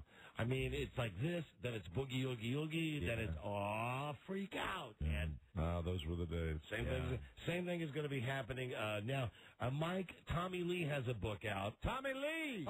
Tommy Lee is not only in the news now because he has a book out, right. He also is doing a reality show where he goes back to college. And that's great. Jesus! Remember what I just said about disco? Yeah. God, another one? However, I'll just tell you about his book. His book is called Tommyland. And the book is full of dirty stuff that he did with Pam and with all the other girls. With Heather Locklear? Yeah. That was another. Heather Locklear before Pam Anderson. It's got a lot of good dirty stuff in it. And one chapter is written by his member. Yeah. So. Oh, really? So not really. The guy who drove the boat. Yeah. Although, if he can drive a boat, he can write a book. God knows look at me, he could. Here's, though, what you're going to love. Tommy Lee, his new book. Do you know that he, like Pedro Martinez, has a thing for midgets? He's got a little person that follows him around. I'm going to quote you now from his brand new book, Tommyland. Like, dude, if I see one, I run up to him and I'm like, hey, midget, how's it going? To be honest with you, I want to take all the midgets home with me. I know I can't do that. For some reason, I try. They just remind me of fun and the circus. I don't know what it is, dude. It's because he's high. Pam threw me a party a couple years ago, and she had this whole bizarre world. Cirque du Soleil performed, and we played midget football, and there were contortionists and swings, fire, pianos, and drums. Ah, yes. And fire trucks. And then we all went to sleep, in our own regurgitation. And also from his new book, he reveals that one of the ways that he went through money like crazy when he was with Motley Crue was that virtually every night after a concert, he would offer crew members $100 each to eat pieces of his Coke-encrusted snot. Oh. So every night after they get done with the show, he'd pick his nose and get a piece of snot that was full of Coke and put it on the table and say, who wants $100? Hey, I wonder why he got that hepatitis. They liked it so much. They started doing it, and they didn't take the money. Okay. Wow. Oh, I guess Say, that was a Motley Crew, wasn't it? They wanted to get high. Oh, and I got time for a feel good. Okay. This feel good is from Taiwan. Now, at the Taipei Zoo in Taiwan. Hello. And I even have a picture here if I can find this to go along with it. Okay.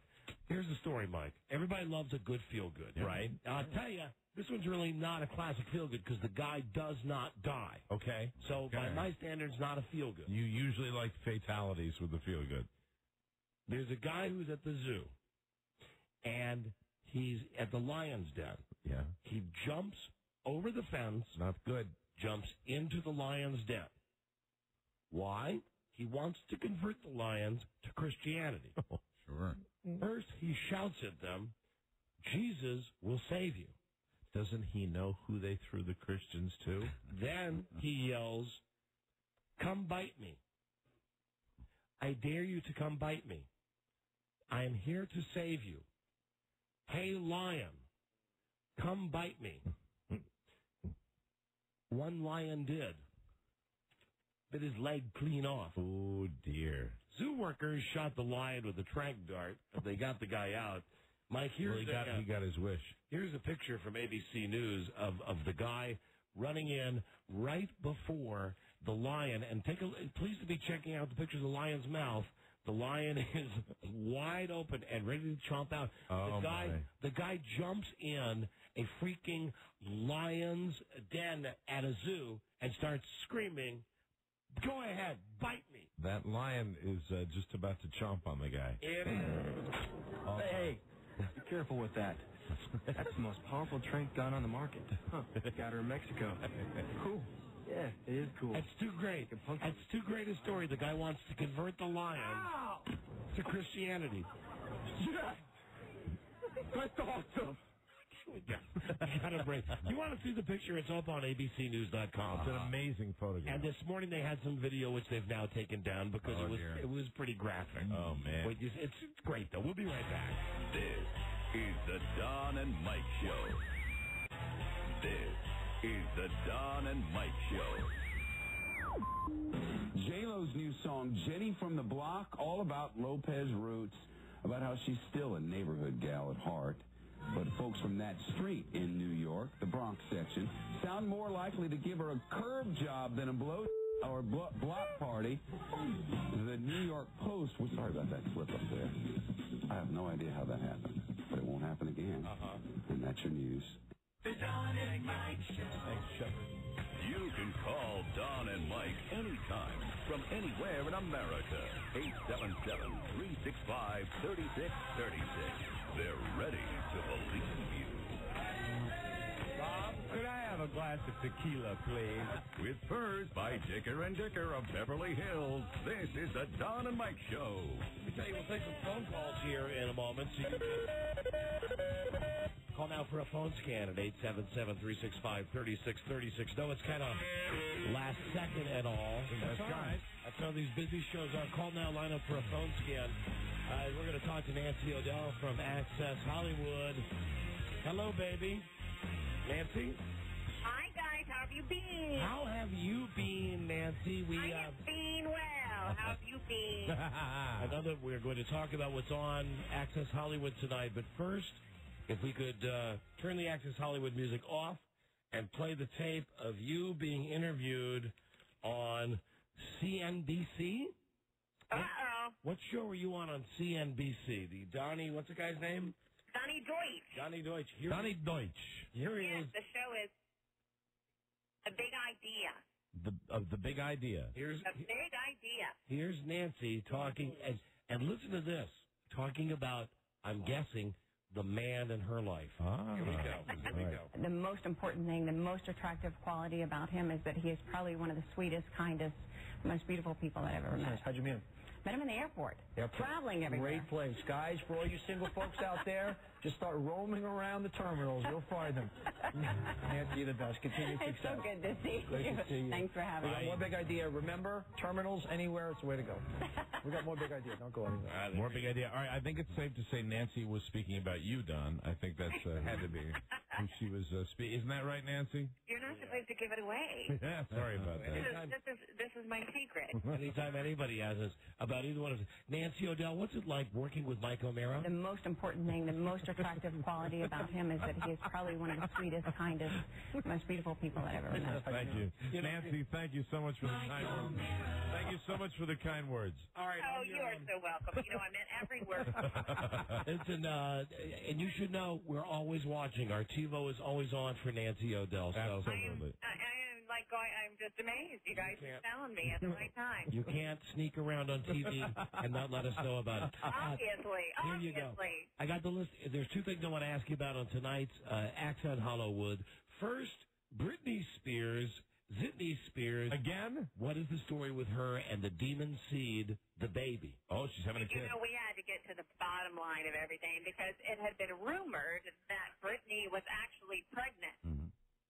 But we talked with Shar Jackson. We were interviewing her about something else, which is, you know, Britney's husband's ex. And that's a strange relationship. She was actually the one who was quoted in page 6 that she said Britney was pregnant. So she makes it very clear that she's very tired of people saying things that she did not say. And she says that as far as she knows, Britney is not pregnant. She never said that. That relationship that relationship that she has with Britney and Kevin Federline, it's close now, right? They all kind of get along. Is that right? I think they get along. I think she made it really, really clear that she's really tired of being asked about Britney and Kevin. Okay, all right. She says that her only association to them is her children with Kevin. But, yeah, they do, you know, they have a working relationship, which I guess is great for the children because you wouldn't want Shar and Kevin not to have a good relationship because the kids are going to have to be with both of them. Right. And one more thing on tonight's Access Hollywood. This is like, really, you can't write it as funny. Tell everybody who ABC is in talks with for a sitcom. Elton John. I like it. Man, I'm on board already. Is that great or what? No, how great is that going to be? You're going to see some of it tonight in Access Hollywood, but he's going to be starring as an aging rock and roll star. God. So he says that it's loosely based on his own life and some other male divas of rock, which include Jagger and Bowie. You've interviewed Elton John, haven't you, Nancy? I have. I love him.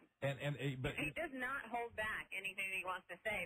That's the great thing about him. He's always a good soundbite. then let me ask you this, because based on just what I've seen of Elton John, read about him, do you think his temperament will handle the daily grind of a sitcom?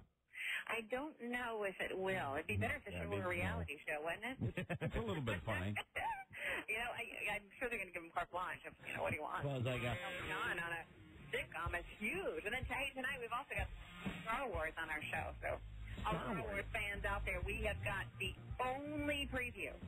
All right, that's tonight. I don't know if you call Buzz's joke. It's a little bit funny. I get jokes. I remember your song. Yeah, there you go. All right, Nancy, where are you now, incidentally, before we let you go?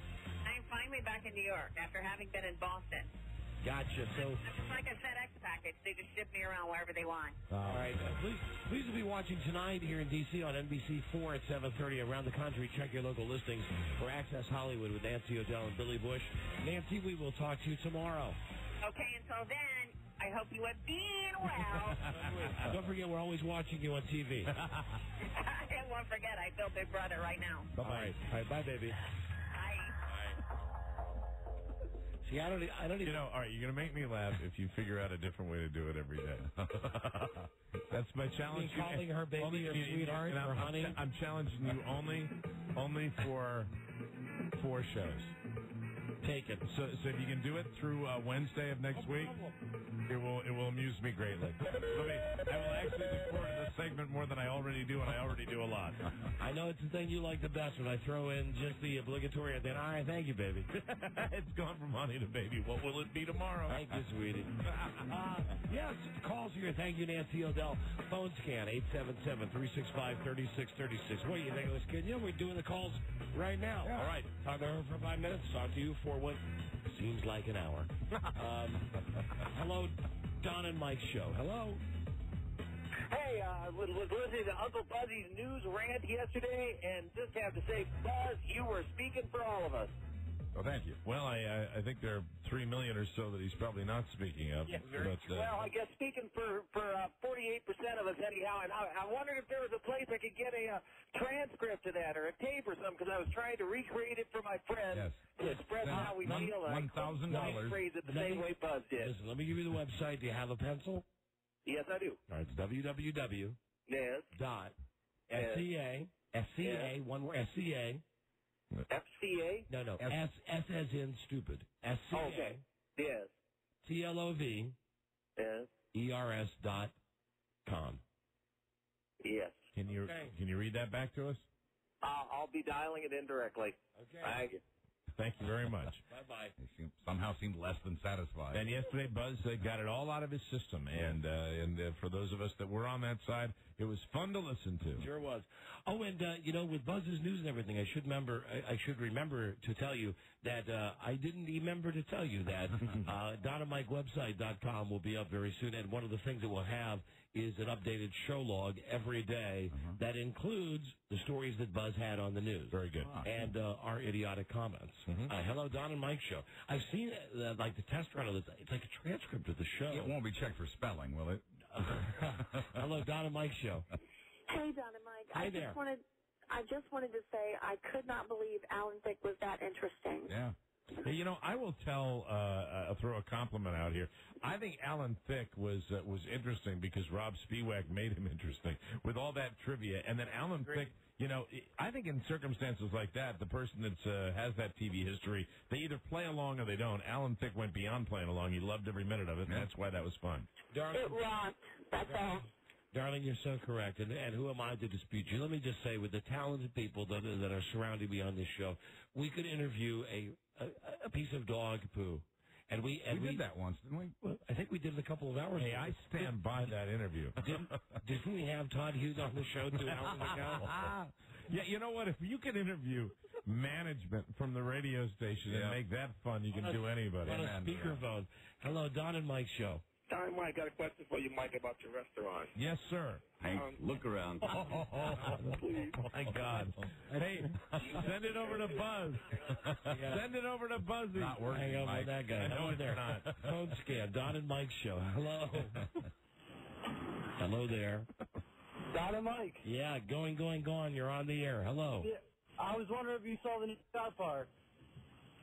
Saw any what? Come again? The new South Park? It was all about Walmart.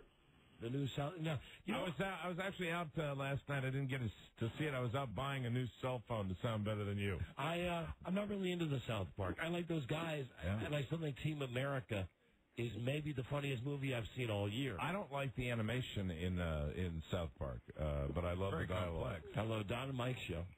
Hey, Don and Mike. I Yeah. wondered if you and Mike are going to have to split up since Virginia banned gay marriage. You mean as far as like to move up our timetable? No, if you guys are going to have to split up from each other.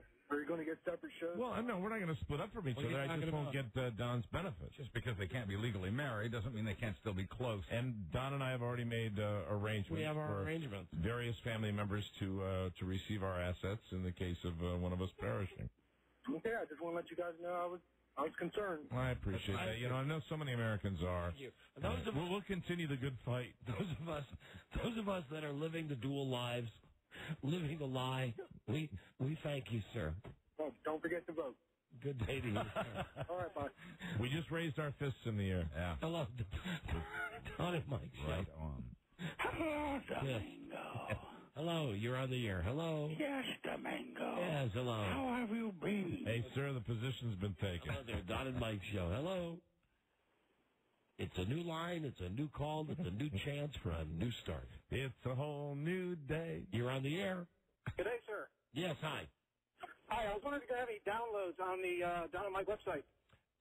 Yes, we will. As a matter of fact, every single day there will be a 30-minute highlight that you can download. And it'll have previous shows highlights you can download as well.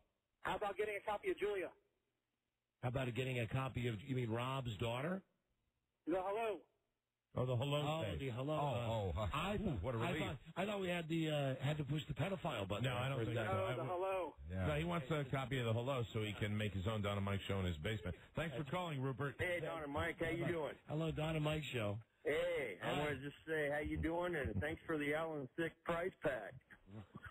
I don't know. I was one of the 100th callers, and I got the prize. See, we were. Maybe it's because you sounded like Bill Murray from Caddyshack. Or Brian Well, that's Wilson. who I am. You mean you really, whatever he was plugging, you really called? Are they? Yeah, are they I really called. They're flying you out to Vegas? Well, you're going to send me the information in the mail, but I gave Something my tells house. me, and I would hate. He didn't mention airfare, did he? I was going to say it was probably a less than. All I know is that reputable. Well, not reputable, not the right word. Yeah, well, my daughter's are getting married in January 1st of this year. Did you have to give a credit card? Did you have to give a credit card number? No, actually I didn't. Just my name and phone number, and they already had everything. I guess off the computer. Sir, what did they tell you were going to get? Just out of curiosity. What's in the prize pack? It was a 3-night stay in Vegas. Airfare? I believe the airfare was included. I'm not really sure because I didn't get to talk to anyone because there were so many online. They're going to have to call you back. Call me within 24 hours. Exactly. I know you're joking about it, but seriously, if you wanted to run a game like that, you know how much money you'd make? I mean, because listen to this guy. They said it was going to be the best day of my life. Everyone just keep calling because they've already given away 4 of these 100 prize packs. You know what that's like? That's like, and I know that people get sucked into it when you're watching one of the infomercials for a product that you would never buy, and you know, and the price is outrageous. Like the big gigantic arm, the collapsing arm that has a brush on the end, so that like you could get the blinds that are 8 feet in the air. Yes. They say, how much would you pay for this amazing prize? You know, would you pay $19.99? It's only $9.99. But if you're one of the first 100 callers in the next 5 minutes, you will get 4 of these super blind sweepers for half the price that we told you a half an hour ago. And the money-back guarantee. I've tested that. But if you ever want to know how that game works, in the event that you send away for this, you pay for that extra shipping. They make money whether you send it back or not. Of course. Of course they do. And then the scam is that commercial runs all over the country. So, hello, you could call it anytime. And it's within the 15 minutes. But it airs anywhere. You know that I have been saying for years, please don't get sucked in by silly infomercials that sell terrible merchandise. Even the whole house antenna?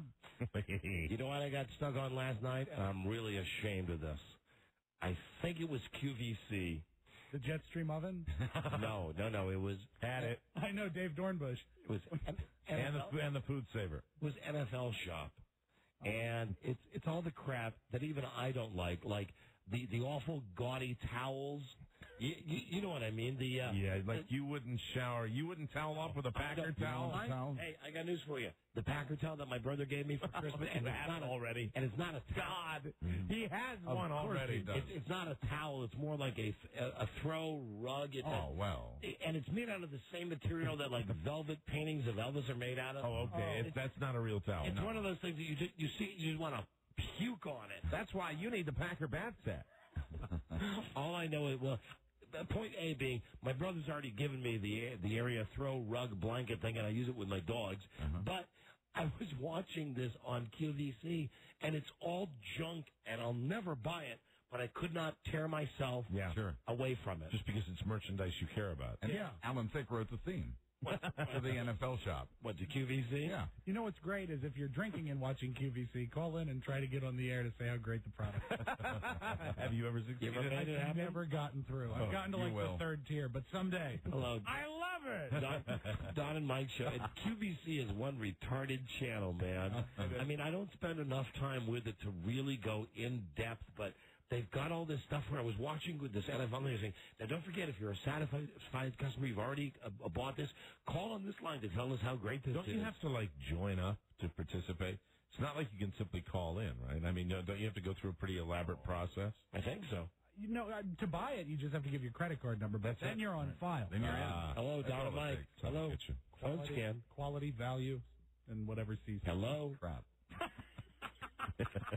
Quality, value, and crap. QVC. Don and Mike show. Hello. Hey, fellas, what's up, man? Hey, hi, you're on the air. All right, I just calling to see when you guys are going to officially start the Bush ass-kissing campaign now that he's got 4 more years over your head. I don't think that's ever going to happen, sir. But the Bush ass-kissing? No, listen, here's the extent of the ass-kissing, and I know Mike feels the same as me. He's the president, and that means even if we think he's a dope, he's the president. That's the great thing about America. Yeah, I mean, you really do. It's not a question of giving up. You still, deal with your own politics, and you have your own thoughts and your own values, and hopefully your guy gets elected the next time. But right now, I mean, that's what I love it. I dig that about this country, that at the end of the day, we're divided, but we do get behind the president. You got to do that. We don't have any choice. If I could also just mention to everybody, I know that it's going to be a pain in the ass to get the stickers off your cars. But how do I do that? But really, what you need to do is get the signs out of your yard now, because now the signs are in the yard just reminding people they're bumming me out. Either that their guy lost or their guy won. And I know the Kerry people are keeping the signs in their yard because they're saying, hey, it's like your team lost the Super Bowl, but you still want everyone to know you're a fan of the team. No. The Kerry people are leaving the signs in their yard because they're still in bed. And on the other side, it's the team that won the Super Bowl, and they just want to shove it down your throat. That's right. So listen, just take the signs out of the yard. Everybody. I mean, my bumper sticker that I've had on my car for a long time, I thought it might just, I'd get lucky and it might just peel off. But it's one of those deals where you walk over and you start to peel it, and it's going to be shredded. And I don't know how to get rid of it. Mine actually just fell off. No, Did it really? No, actually, it does peel off fairly easily. I'll try it again. I'll help you out. I've only had one on my car the whole time I've owned my car. Nader is greater. Absolutely. Nobody wants that one. And nobody can substitute my little fish. Don and Mike show. Hello. Oh, you're Jesus fish. Don and Mike. Yeah, hi. How you doing today? We're doing great. Oh, and of course you can see my car because I've got that stencil that everybody has. I love that. And I have my rainbow sticker. Everybody's got their individuality. Hello. Are you still there? Oh, that's no fun. We lost that guy or whatever he was. Hello, Don and Mike show. Sorry. Hello. Oh, dear. Are we having some sort of meltdown with the phones again? Let me try this one. Don and Mike show. Hello. Sounds so long. Something's wrong. Oh, you know what? Who hit the delay? What the hell did they hit the delay for? Who hit something? And why? Who's? Oh, I know. Why what? Yeah, the number 24. Yeah, description of what the sticker Jeff was. Gordon. Right? Oh, God. Are you kidding me? Apparently not. That I can't say. Oh, does everybody know the sticker of the little... yeah, it looks like Calvin from Calvin and the bad cartoon boy. guy who has his back to you. And is showing disrespect. Is that what it would be? I'm guessing. It would almost have to. It'd have to be. Yeah. Showing disrespect to the number 24. That sticker, that decal. That's the one you have in your That's car. a good reason to have that delay. That's really good. Hello, Don and Mike show. Well, children were saved. Radio guys, how are you? Hi there. I hope Bobby Bacala's happy with that. Hello. Hello, how are you? I'm calling from Canada. Right on. Nice talk to you. How are you? I'm doing okay. I want to tell you guys I've had a very bad week, but you guys have made it a lot better every time I listen to you guys. How bad was your week? What went wrong? Well, Mike, he's a Canadian. Well, it started out on Saturday where I tried to kill a bee against the window and the window broke. Mm-hmm. Like that. Then I tried to kill a bee with a towel, and this towel snapped and broke the window. Okay. All right. Then Saturday night I got in a car accident. Oh, dear. The whole car got totaled. Oh, wow. But you're okay? Yes. Was it a Canadian car? Yes, it was a Canadian car. Hold on. What's the name of a Canadian car? It's a Chevy. It's a Chevy? Oh, no, that's an American car. Okay, so it's an American car. I bought it from Canada, though. I guess my question was... You were cheating there. My question is, and was and still is, are there any Canadian-produced cars? Why is that making Not me that laugh? I know of. Yeah. Why is that spontaneously making me laugh? Because it's funny. A Canadian car made completely out of maple. It's like the Adobe. Yes. It's like that Saturday Night Live Adobe. Oh, the Adobe. Yes, that's right. All right, so you're driving an American car. You got... I'm sorry, you did the beat thing, and then you actually, and you got in a wreck. You totaled your car. What else happened bad this week? And then after coming back from the lawyers because I'm fighting it, Fighting what? Fighting the accident. All right, you're taking the person that hit you to court. Or are you suing the bee? Is this anybody's shirt? This Battle Royale WWE shirt? What are you doing? No, you're blowing your nose. I got a cold that is just. Hey, you know what I never understand? When one person gets sick at the radio station, why everybody else does. Oh, we will. I don't understand why that happens. Boy, does that pop my ears? Great circulation. That is great. We should save that T-shirt and get it out to the fans. We'll put it back in the prize closet. Oh, that's good. All right, and Andy, are you okay? Do throw it away. Should I put it back where I found it? In the interest of others. I'd throw that away. Throw it away. Okay, thank you. The other thing that happened was I got home after the lawyers, and the hot water tank blew in the basement, and we have a huge flood in the basement. Oh, my. That is a bad... I'm going to applaud him because he really... It wasn't a weak bad week. It was a good bad week. But he's from Canada, though. As winter approaches, won't your basement freeze and then you can skate? Yeah, we can play our national sport, hockey. Good for you. Hello there. Thanks for the call. Don and Mike show. Hello. Play our national hello. You're on the air. Hello. Don and Mike show. You are on the air. Hello. Hello. Hi, you're on the air. Thought somebody hit the delay because we said national sport. You're on the air. Hey, I missed yesterday, but I was wondering if you guys discussed Dan Rather at all. Dan Rather, Don mentioned his shaking hands. Yes, we did. And I will have a list of some Ratherisms in the upcoming Buzzcast. Oh, okay. Shame on you for missing the show yesterday. Hello there, Don and Mike show. Hey, Don, Mike. Hi. Buzz. Hey. I had a quick question for you, buddy. I was just wondering what kind of cologne you wear. Mostly CK1.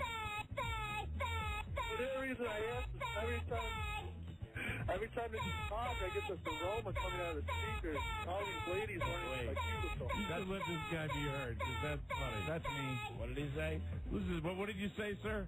I said every time the bus speaks, this aroma seeps out of my speakers, and all the ladies run into my cubicle. Actually, a little something I whip up myself. Okay. Thank you, my friend. Yes. Buzz makes it himself. It's called DS1. You can get it with the cereal. Don and Mike show. Hello. Don and Mike. Yes, we are. Hi there. Hey, Don, I wanted to tell you, you are my God.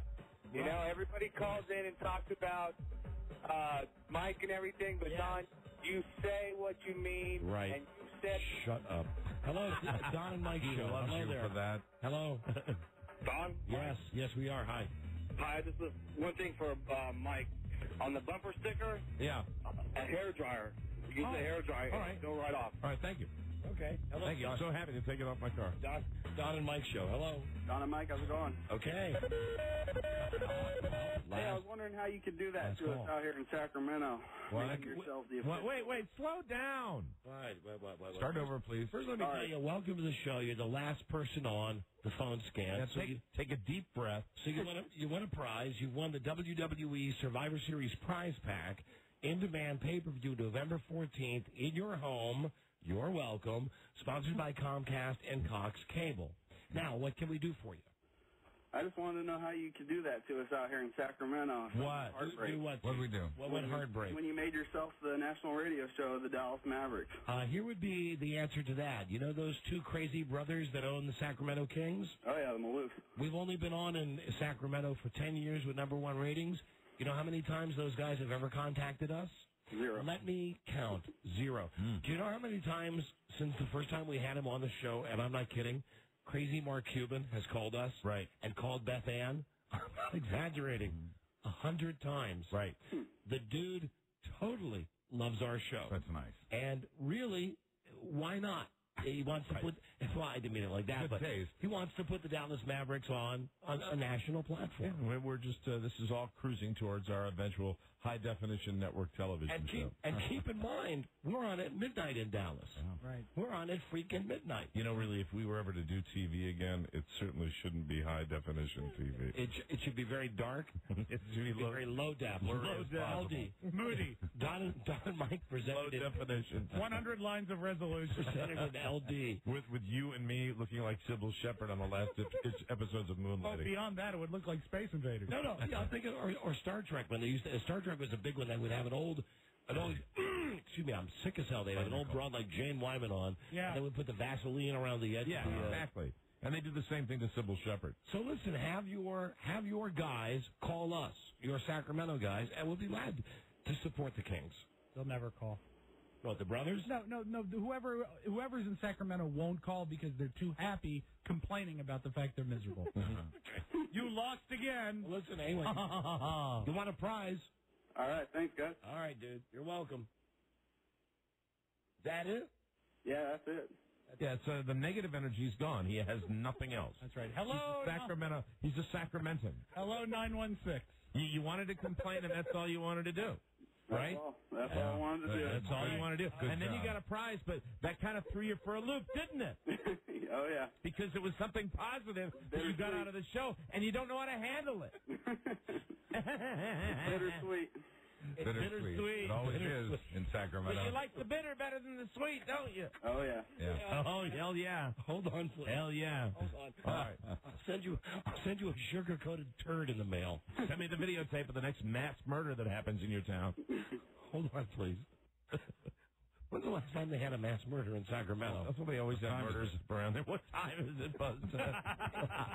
We will be right there. He's the Don and Mike. He's the Don and Mike Show. Nancy, I'm helping Hank winch a trailer. I'll see you for dinner. Sorry, Shug. I get to anchor eyewitness weather tonight. There's high winds blowing. Might be a tornado. This could be the disaster I've been waiting for. So keep your fingers crossed. Well, what about my supper? I left a carton of cigarettes on the table. I think I'll keep her. The Don and Mike Show. This you should not do. You should not call them Don Geronimo and Michael Mara. Today is Thursday, tomorrow's Friday. That means it'll be Pick the Pros with Rich Eisen from the NFL Network. Watch Rich's show, NFL Total Access, every night at 7 and 10 on the NFL Network. Rich brought to us by Tower Records and Tower.com. No one has a bigger selection of the music and movies you love than Tower.com. Okay, now to the Friday favorite, which we now do on Thursdays. Yeah. Now, a guy called during a phone scan and started to say how great I am, and I shut him up. Yes, you did. I'll explain to you how the show works, what I'm proud of with the show. That when we get something, a lot of times the idea for something is mine. I'm with all these great, funny people who make it happen. Now, on Jeopardy, every week Mike and I talk about who the person's going to be. Mm-hmm. Mike knows who he's going to be doing here, but doesn't necessarily know the best background of all. I've waited till now to tell him, to get his honest reaction. It'll be fun. I'll tell you that we're going to be doing Larry Hagman. Good. Because Bush is too obvious. Kerry's too obvious. Larry Hagman's on for the Dallas reunion. Right. Mike does the killer Larry Hagman. Yes. You know all the stuff, Mike, about Larry Hagman with the hat day. You know about the no talk day. Yes. Are you trying very hard not to get into character? Oh, you want me to get into character? Oh, no. Just listen to the story. Larry Hagman has told the world his final wishes in an interview this week with CBS for the Dallas reunion movie. Larry Hagman said when he dies, he wants his body stuffed into a wood chipper. Then he wants the chunks scattered into a field. Then, with the wheat from that field, when it's harvested, make a cake. You're reading my mind. He wants someone to bake a cake, and then he wants a party where his friends and family will come on the 1-year anniversary of his dying and eat his cake. Now, let's see. A lot of people on Dallas say they're not going to do this. Patrick Duffy says he'll take a slice of the cake, but he'll put never, it in the freezer. He'll never eat. Put it in. I think we're ready. Put it in his freezer. So, having said that, Larry Hagman's plenty crazy. But this is even better. Welcome now, the always crazy. Yes, piece of cake, Jenny. How you doing? Hey, how are you? Just came by to see everyone. How are you? Hey, Larry. Good to see you, Donnie. Hey, Robbie. Hey, how you doing, buddy? Hey, Larry, you're great. Good to see you. Oh, Jenny, it's something special. I'm really excited about this, and we're excited about the reunion, too. Now, remember when we used to do bits all the time about your liver that you always went back to that genie thing because you're also... I'm on liver number 2. I dream of genie. I got my second liver. I'm really excited about it. How you been, Donnie? I've been fine. We're excited about that reunion. We really are. It's going to be great, Jeannie. I'm just looking forward to it. Looking forward to seeing all the good people. I tell you, it's what a pleasure to see all the good people. Pat Duffy, my good friend. We got Vic Principal. She's looking great. And Dr. Bellows gave me a new liver in 1997. And damned if what's happened, Larry? Sorry about that. Hold on just a second. Yeah, that's a piece of liver. I got to be honest with you. I've been hacking it up. Better part of 3 years. And that's liver number 2, right? Yeah, just excuse me. Yeah, you want a piece of my liver? No. Put me in the chipper soon. That's why I talked about that. After the fact, the way I can explain it to you, I'll walk you through the whole thing because I'm the author of that idea, and I'd just like to tell you what happens. What I'm going to do, I told this to people, Jeannie. I said, here's what you do. When I die, what I want you to do is take me down to the local farm where I got my farm and get yourself one of those big chippers. And then stick me in. If you have to hack me up a little bit, that's okay. Just go ahead, hack me up a little bit, and then put me a little bit at a time. Then spread it out all over the field. Then I'd like you to plant wheat. Plant wheat in the field. In the springtime, the wheat's going to come up. It's going to come up. Then you're going to take the wheat, take it back to the farmhouse, grind up the wheat, grind it up real fine, real bad. Make a nice batter out of it, and then put a batter in, put a cake together, make it a nice lemon cake. Nice, tasty lemon cake, so you won't get the flavor of me. And then have all my friends come over, and we have a big party, and they'll bring out the Larry cake, and I'll feed people, and they can actually eat me. And then, I can take it a step further. Then the fact of the matter is that they'll go back to their various residences, and then late at night, you know what'll happen, and then I'll be recycled into the land. That's nice. What I want, Jeannie. Are you going to be watching the Dallas reunion? See that? Who shot JR? #1 episode. Remember that? It was Kathy Crosby. People would not have believed any of that. Yeah. If we hadn't said that as a true story. They would think... It's a true story, Jeannie. Yeah. It's a God's honest truth. I gotta be honest with you. I think it's a great idea. Don't you think it's a great idea? Oh, there you go. I remember those days. How are you, Jeannie? Jeannie. I'm Larry Hagman. All right. Hagman trivia. You know my mama played Peter Pan on Broadway? Mary Martin? Mary Martin? Yes, that's Mommy. That's Mamo. I said, Mamo, you're flying crazy. Yeah, look at it. Fly back and forth. She had wires. You want to be turned into a cake. Yeah, but it's not going to be like a bloody salsa or anything like that. It's going to be kind of going back to the land. The way I like to think about it is that I'm recycling myself through my friends and through their byproducts too. And I think everybody ought to do that. I said to somebody, what's this cremation stuff? I think when you die, as opposed to being frozen or burned up in something, you ought to just be made into a nice cake. Nice lemon cake for your friends. Have them all eat it. And I told Vic Principal, I said, Vicky, what you want to do is you want to down that cake as fast as you can. Don't think about the fact that it's my body part. It's really not, because by the time the body gets minced up, puts it in the chipper, they go out in the chipper. They spread the bloody body parts all over the field, and then they grow the wheat, and the wheat comes out of the soil, and that's where the chunks of meal be in the soil. And I just don't think there's even a small chance, even a slight chance, that you get any of me in the cake. There wouldn't be bloody parts of Larry in the cake, and who'd want that anyway? That wouldn't be good. I'll tell you right now, it's I've done it with my whole family. My mama, Mary Martin. Here's her fudge. This is fudge made out of her. Yeah, Doesn't look good. Watch out for my tibia, Jeannie. That's just a joke. That's just a joke. You'll notice that I'm wearing a hat and nothing else. It's hat day and naked day all together. Yes. Wow. I dream of Jeannie. I'd say that Barbara Eden. That's a tomcat. That's a tomcat right there, that Barbara Eden. You know that, Jeannie? Now, you do have special. I like that, but I like Dallas, too. We had some tomcats there. We had Charlie Tilton. We had Pat Duffy. He was a wild man. And also Vicky Principal. Oh, she's a great lady. A lovely lady. And, of course, then we get, what's her name? Sue Ellen. Yeah, Sue Ellen. I didn't care for her. No. She's nothing but trouble. A little old for the part.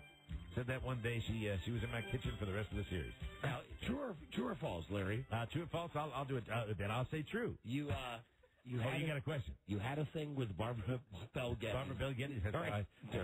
I was the number one character. I got the most dialogue. If you look back at Dallas, I was the guy, Larry Hagman. They said, give him the dialogue, give him the star and show, do the biggest episode around him. And I said, the only way to get that, you got to go upstairs and see the Grand Dam. And I said, I'll take a drive up there. And so I drove up to where she was staying at a local hotel in Dallas. We were doing some location shooting, and I went up there and walked in, knocked on the door, and there she was. And she was an elderly woman, but she had worn the proper amount of lingerie that was able to cover some of her bad spots, the bruised apple parts of her. And what I did was, jumped in, closed my eyes, and just dove right in, just like if you're going swimming for the first time and you're worried about that water getting up your nose, you just squint your face up, hold your nose, and dive right in. That's exactly what I did.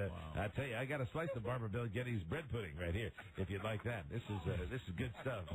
It's wonderful, and they're terrific. Yeah. It looks a little runny for a woman who's been gone for so many years. It's been sitting in the car. I took it out of the fridge. So that's what it is, Jeannie. But I brought a 10-gallon hat for you, 10-gallon hat for all your crew, and really excited to be on the show, and I hope you're going to watch the Dallas reunion. So this whole thing with you eating... Yes, Jeannie? With you... hold on there. Yeah, you might remember this way back when it's called I Dream of Jeannie. Way back then, were you into eating people, turning them into food and eating them? Oh, yes. I'm a cannibal. I Dream of Jeannie.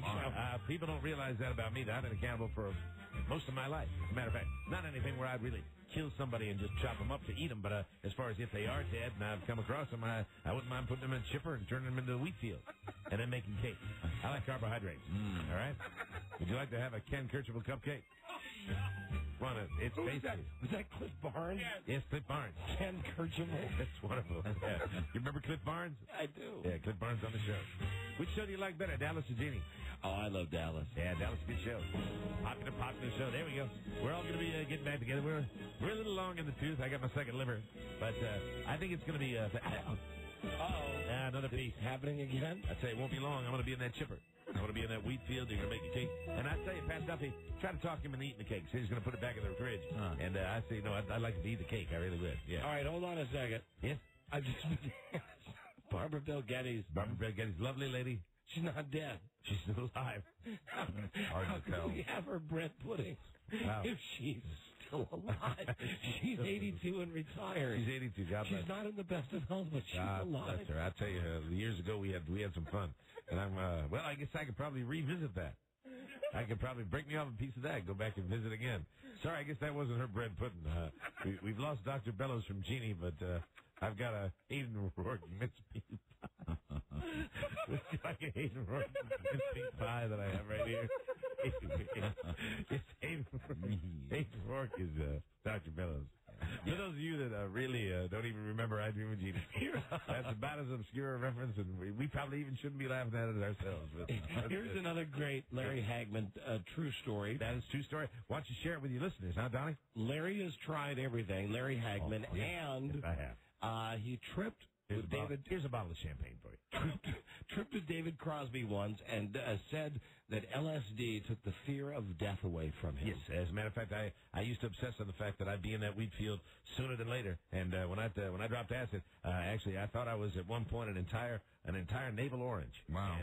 And David Crosby was sitting there, he had a big old beer belly, and he had one of these Swiss Army knives, and put his hand on my wrist and grabbed me just in time. I was going to peel myself right there. I was going to peel myself. I would have been dead as a doornail. And little did I know that we'd have something else in common. That's, of course, we're both dealing with liver number 2. And I'm not even scared of a 350-degree pastry oven now. Of course, I'm going to be turned into cake. Yeah. It'll be good cake, lemon cake. Doesn't he have like a monkey liver or something? David Crosby? His is real. His is real. You know, he's the one that they used his stuff to get old Melissa Etheridge pregnant. Oh, right. Yes, I'm proud of that. I said that after I talked to David Crosby. I said, use my stuff. I get plenty of it. I'll spread it around. I'll give it to Barbara Bill Geddes. If she wants it. Now that you found out she's alive. Now that she's alive and kicking, I'll drive up and visit her at whatever nursing home she's in. If she's in a nursing home, she might not be. How old is she? Hold on. She's 82. She's 82, retired, and not in the best of health. Well, let me take you through a scenario. This is something I think you'll all like, and all your little listeners here will get into that too. What if I go to the Happy Hunter, because parts of my liver are coming up right now, and if I die, they put me in the chipper, put me in the wheat field, make me in the cake batter, then make the cake, and then you could actually take it over to Barbara Bell Geddes and maybe celebrate her 83rd birthday, and then we get the whole people from Dallas to come back and eat me. Eat me on her birthday. That'd be something special, wouldn't it, Jeannie? My question would be, though, there's hold on. Now, that's Dallas, yes. You got 2 teams playing both at the same time. That'll be like an acid trip. Yeah. How's that? That room starting to spin around? That's pretty crazy, isn't it, right now? All right, okay. How could you possibly have Barbara Bell Geddes bread pudding? She's alive. What were we saying she was dead? No. You said that you had bread pudding made from the remains of Barbara Bell Geddes. I'm sorry. It was not a Bell Geddes bread pudding. It was a Jock Ewing bread pudding. Right here. Jock Ewing, my dad on the show. Daddy. Don't you remember him? Stern, gray hair, big cowboy hat, Jock Ewing. Yeah. Serious man. Serious guy. That's why I ended up the way I was. But I didn't remember him when I was taping the show. Hard to remember the guy. Hard to remember. I was drinking 6-7 bottles of whiskey a day. Well, now very difficult. Wow. That's what burned up my liver. But the nice thing about a liver, you can go out to buy yourself a new one. I called the hospital. I said, "This is Larry Hagman. Is there a chance that I could get myself a new liver? I think mine's plumb used up." And they said, "Well, you come right over, Mr. Hagman. We'd be happy to cut you open and put another one inside of you. Take your other one, just throw it in the trash heap." I said, "No, don't throw it away. Save it. We'll put it in the cake. It'll be great." Ms. Bell Geddes, she's alive, but but I used amputation to make the bread pudding. That's right. I have bread pudding, and I have a Miss Ellie donut, which you would enjoy very much. Very tasty for you. And so they took my liver out, took the old one. I saved it. Still have it. That's going to be used when I do that. And I got a brand new one that's ticking away. Just ticking away. You notice I'm not that strange yellow color that I am anymore. You cut off part of Barbara Bell Geddes. Oh, not all that much. Just enough to put in a batter. And I do a lot of baking right now. I've got a beautiful new baking oven. And I love to bake. And who doesn't like good cake? Right. That's what I always say. I can show you my liver. My old one. It's in my hat. Take a look at that. That's what keeps my hair shiny. Oh, my God. What do you think of that? Isn't this good? That's right. If I leave it in that hat long enough, it'll look like a date. My liver will be about the size of a little bitty date. No, but you Jeopardy here with Larry Hagman, who wants to be stuffed into a wood chipper, chunks scattered into a field. Yeah, grow wheat. Then it'll be harvested and turned into a cake that your family will eat. Yeah, weedy lemon cake. I think that'll be special, don't you, Jeannie? I'll tell you, love coming on your show. Hey, there she is, Jeannie. Barbara Eaton. Man, what a rack. You want to play Low Budget Jeopardy? Call us right now on the toll-free at 877-365-3636. Sure is great to be here. I love it. Who wants cake? We're here with Larry Hagman. I'm Larry Hagman. JR. Yes, JR. And what was it? Robbie, you know something? Was it Major Anthony Nelson? Tony Nelson, yes. Tony Nelson down at Cocoa Beach. Tony Nelson. Had a great time down at Cocoa Beach. Yes, we were astronauts. It's a lot of fun. A lot of fun with, Major Bellows, Dr. Bellows. Sorry about that. Major Healy. Right. Yeah. Major Healy was a bad actor. Major League. Oh, that's him on Newhart. That was the guy that was on Newhart. Right? Oh. Yes. Bill Daly. Yeah, Bill Daly. Yeah, Queen. Would you eat him? I sure would. I think that's what we have to do. It's our civic duty. It's your responsibility. If neighbor yours dies, you eat him right up. You don't have to eat him raw, though. Make him into a cake. We'll be right back. This is the Don and Mike Show. This is the Don and Mike Show. Okie silly dilly dokey, yo. I'm an idiot. Yeah, that's true. The Don and Mike Show. A couple of big uns. Don and Mike. Right. Damn it. What's wrong, Larry? Look at my arm. What happened? I'm just showing you right there. It's nothing to worry about. I don't want you to call the authorities or anything like that, but I'm starting to turn yellow again. Oh, my. I'm starting to turn yellow. Again? I got about 3 days. How is it? Is that hepatitis? No, that's the liver. Yeah, liver checking out maybe again. Yep, that's it. That's a little pieces of liver. Don't y'all panic. I'll be fine. I'll be right over here. We're here with Larry Hagman. How did he do?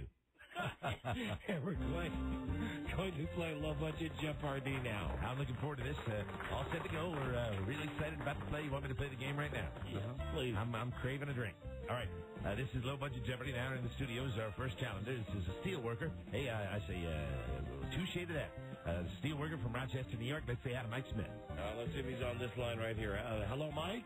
Good afternoon, LQ. Good afternoon, Larry. Nice to see you, Michael. And now entering the studio is a product support manager. This is a guy from Stafford, Virginia. Let's have a Steve Carrier. There he is. Hey, Steve. Good evening, gentlemen. Hi there. All right, and now entering the studio, I want to remind Steve and Mike not to screw with LQ. Right. Say hi to Alex Trebek Geronimo. Bring him in, boy. Well, hello. Good. I'm here, Larry. Come on. Bring him in. Wrestle him on up.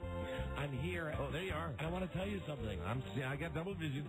Oh, no. I had a spoonful of the nana pudding, whatever kind of pudding that was. Bread pudding. That was Jock Ewing bread pudding. No, it was not from Jock Ewing. It definitely was Barbara Bel Geddes. Was it really? Well, I guess my secret's out. She's not really as sharp as she used to be, and I'll pop up and visit her once in a while and just carve a little piece off for the cake. Sorry, I'm guilty. I thirst for blood. I tasted of Barbara Bel Geddes. I'm the Dracul. Really? I'm the Dracul. Thank you. It tasted of Miss Ellie. Miss Ellie, great lady, great. So Sue Ellen. I'll give my props to her, too. Here are your categories, guys. I love the categories. Categories are election 2004 state by state. How about that, huh? How diddly have it? Yeah, how about that? How about that president? Didn't he do a great job? Texas. Here's the second category. Yeah, second category. The Dallas Reunion. Dallas Reunion. Hope everybody watches it. All right. Come on now. A little later on, I'm going to bring it out for you. We'll try my Miss Ellie jelly. Tasty for all of you. Yes, sir. Doesn't have to just be a cake. We can put in any confection you want. Around the world. Around the world. I've traveled around the world. Miss Ellie jelly. Miss Ellie jelly. How old is that? Miss Ellie jelly. How old is that celebrity in the news? How old is Miss Ellie? Oh, no.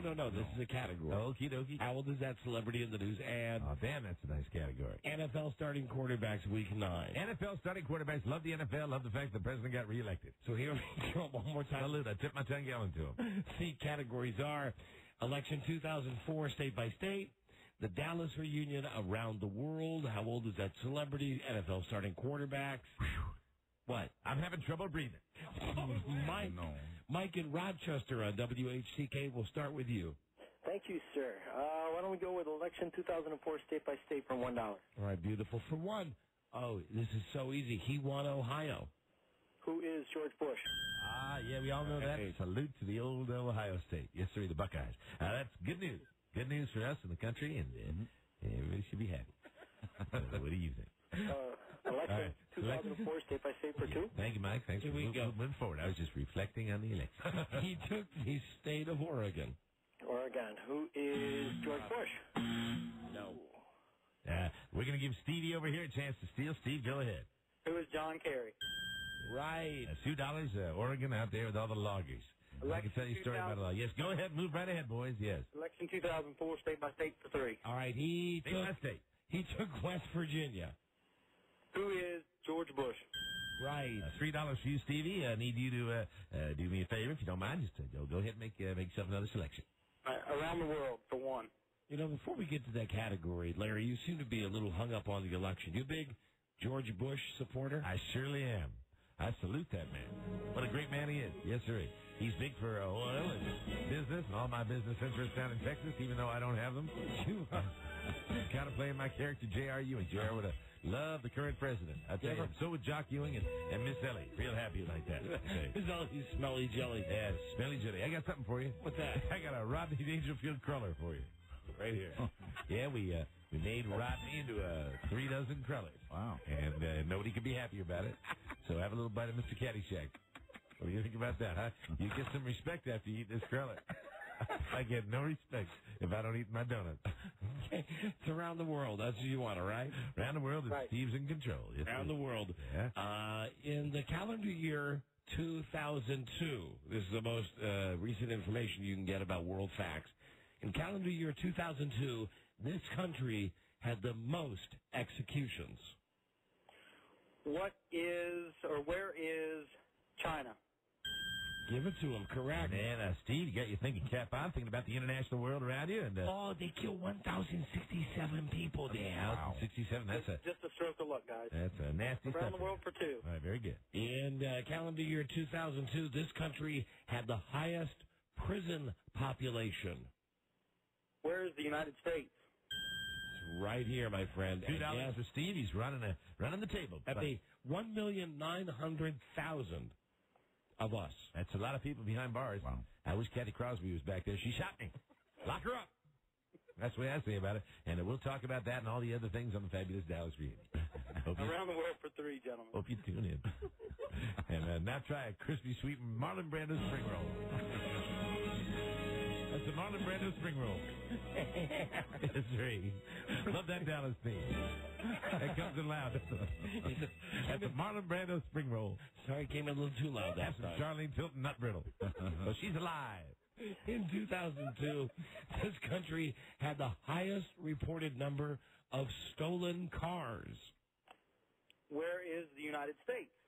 Negative. Mike, chance to steal. I'm going to have to say, what is France? No, it's Switzerland. Switzerland, most stolen cars. Yes, and United States was number 10. Well, how diddly-damn did that happen? I have no earthly idea how that would happen. know. I think of mountains and watches and chocolate. Yeah. Stolen cars. That's right. Oh, Shazam. All righty, Stevie, you're in control. How old is that celebrity in the news for 1? All right, now, these are celebrities in the news. Tell me their age, please. For 1, Catherine Zeta-Jones. I'll tell you why she's in the news. She's suing a topless club. What's the dollar value on this one? 1. Okay, my brain's going squashy on me. I'm turning yellow. She's suing a topless club in Reno, Tahoe for using her picture in an ad. So how old is Catherine Zeta-Jones? What is 51? 51. 51. Man, what are you smoking there, son? What's the deal there? All right, Mike, your chance to steal. What is 34? Now, listen, it's going to be a long time until Larry Hagman's able to turn her into a cake. Yeah, that's for sure. She's only 35. I tell you what, great cake that would be, though. Yeah. Black Forest cake. For 2, please. I like her a lot. Steve's in control. Wait, did you get that one, Steve, yeah, Mike? He got that Mike one. did, all right. No, he didn't get that one. No, he didn't get that I guess 34. That's right. He gets 34. He was wrong. That means Steve, who gets 51, might have been on some hashish, is in control. He's at 44. But anyway. Celebrity for 2. Okay. He's recovering from walking pneumonia. My man, Bernie Mac. How old is 39? Mike, your chance to steal. What is 43? Nope. Bernie Mac, 46. 46. Yes, sir. He's right up there. All right, Steve, you're in control. I got the 2 of them mixed up.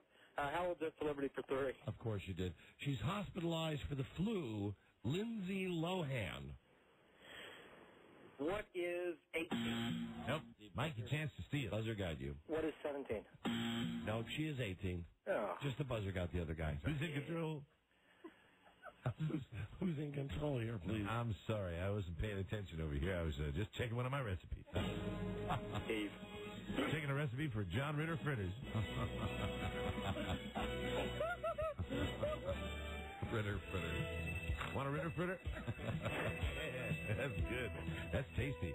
Cinnamon sugar. You have any Reagan bagels? Hey, who's that? Reagan bagels? He said Reagan bagels. Reagan bagels. Not bad. That's right. No, actually, I'm enjoying my Reagan bacon. All right, Steve, you're in control. Dallas Reunion for 1, Larry. Here we go. He played Bobby Ewing. Who's Patrick Duffy? Right. All right, that's $2 for you there, Steve. $1. $1. Sorry about Let's that. go for 2 this time. It's all right. Hang in there, Larry. You'll be all right. Yeah, sorry, I'm starting to turn yellow. She played Pam Ewing. Oh. Mikey, chance to steal. It was Victoria Principal. Right. $2 Mikey, way to go. Select again. For number 3, please. The pop star Victoria Principal dated in the 1970s and 80s. Oh, who is David Bowie? Bowie. Boy, there's hashish all around this game right now. Steve, your chance to steal.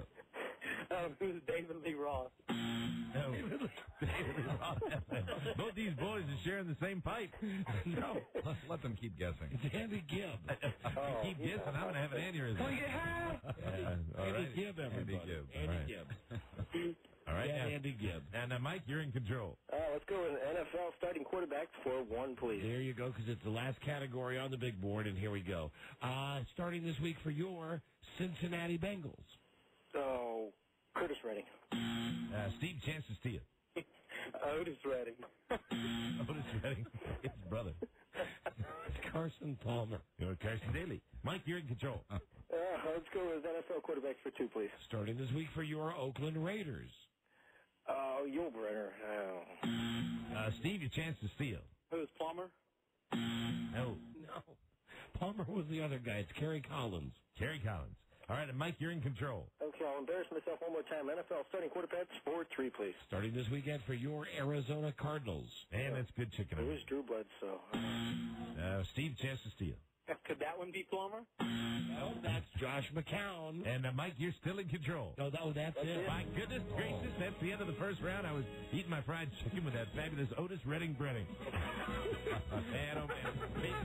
Real good over here right now. That's the end of the first round of Low Budget Jeopardy, Lord Quizmaster. You know, I didn't realize that you were so Dahmer-like in your enjoyment of eating other people. I got a freezer full of the dead. Oh, my God. It's tasty, yummy, tasty, and everybody tastes good if they're made into the right cake. It's time for final Low Budget Jeopardy. Larry, what's the score here? Steve Carey over from Stafford.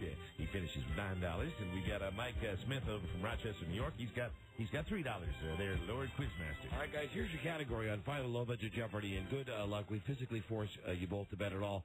Here's the category. Let's go food shopping. Ooh, food shopping. I'd love to do that. We make get some mixes and spices and mix up a whole bunch of stuff. Oh, you need some dead people. Oh, that'd be fun. According to the Food Network, the United States has more supermarkets than any other country in the world. How about that? Bully. Bully for us. This country has the second most supermarkets. Okay? Ooh, so, okay. In the entire world, according to the Food Network, the United States has more supermarkets than any other country. Supermarkets in country, yeah. This country has the second most supermarkets. Most supermarkets. Answer in the form of a question. And good luck. I jumped ahead of you, didn't I? Yeah. Silly me. All contestants on Low Budget Jeopardy will receive a copy of my pastry chef book. Yes, sir. It's a cookbook containing a lot of recipes for cakes, pies, and treats that you can make from scratch, just like Larry Hagman in your own kitchen. Best of all, these pastries that I know you'll love and enjoy all contain the one special ingredient, human remains, and will make you talk to your neighborhood. You'll absolutely love my pastry cookbook to death. I'll show you the way, but you have to find your own human remains, and hope you enjoy these delicious treats. Now back to final Low Budget Jeopardy with Alex and Greg Geronimo. Yum, yum. Oh, God. That's pretty good. Who do we talk to first here, Larry? Mike's got bringing up the rear. Let's talk to old Mike from Rochester. All right, Mike. According to the Food Network, USA is number one in supermarkets. This country has the second most supermarkets. I would have to say, what is Canada? I'm sorry, that knocks you down to 0, Michael. Negative. Steve, if you have the right answer, you are the winner. Hey, guys, I went with what is Australia? Oh. That is amazing. That is truly amazing. You have done it. You pulled it out, Steve. You did that all during the whole game. You are the Low Budget Jeopardy champion. You got to be kidding me. That's great. No, dude, like you went like, oh, no, this. That sound means you got it right. You got it That's right. awesome. Steve, you are to be congratulated, and, well, you're to be damn proud of yourself. Yeah. Here are the top 5 countries of supermarkets in the world. Number 5 is Canada. Number 4 is Japan. Oh, Japan. Yeah, a lot of people, a lot of eating going on over there. Number 3. I like Japan. You been over to Tokyo? Number 3 is Switzerland. Went over there and had some John Belushi sushi. Of course, it's all done according to how big the country is. Right. And then you got the UK, then you got Australia. And anyway, it's you're the big winner, and that means Mike. Yes. It's time for you. Oh no, Mike Smith on the phone. Oh, I'm sorry, I'm Larry. Not Sorry. Mike being Larry. Yes. It means Mike. It's time for you to go away. Mad. Or don't go away mad, just go away. That's right. Here's Larry Hagman to tell you what you won, and Steve about your money. Larry. And now, Michael, you would have known your score, but that didn't happen. You didn't win. Drop you down to 0, but got some parting gifts for you. Steve, you scored $18, throwing a $25 bonus for a total of $43. Don't spend it all in one place. How about a thank you? Absolute pleasure. Attaboy. Thank you, guys. There we go. And for you, Michael, we got some nice stuff for you too. You like the wrestling? Sure do. Well, here's what we got for you. It's a WWE Survivor Series prize bag. WWE Survivor Series, Sunday, November 14th, only on demand pay-per-view. Call your local Comcast and Cox cable system now to order. Y'all digital customers enjoy easy ordering using your digital remote. That's going to be a good night of entertainment. But we also got something else for you. The complete first season HBO's The Wire. Now on DVD, a gritty, electrifying new breed cop show from HBO. That's the home theater right there in your home. Plug it right in and enjoy yourself. Thanks, boys, and thanks for playing the game. All right, thank you, guys. Thank you, LQ. All right, thank you, and have a good weekend, guys, whenever it gets here. Have you thought about what you would do with the blade Yasser Arafat? Arafat. Oh, I'll tell you something right there. Make him into a nice pita bread.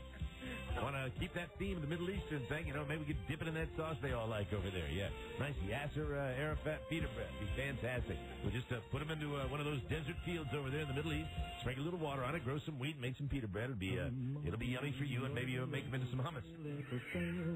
Whatever they like. I'm flexible. We can make anything. Human remains are just delightfully tasty if they're cooked in the right wheat field. Human remains. Again, the story is Larry Hagman. Just remember, that's what you need. Make it special now. Human remains. He wants, when he's died, he wants to put in a wood chipper. Right. Then have the chips turned into weeds. Yeah, so you get planted in the field. Right. And then that weed will be made into a cake in which your friends will eat. Yes, you can do all sorts of things. You can even grow trees, and it can be weed, it can be trees, it can be oranges. It doesn't matter. As a matter of fact, right now I'm growing some flowering vegetables out in my garden and using them, turning them into Reeves leaves. They should be real tasty. Oh, hold on. Yeah. Hold on. Give me the other one there. No problem at all.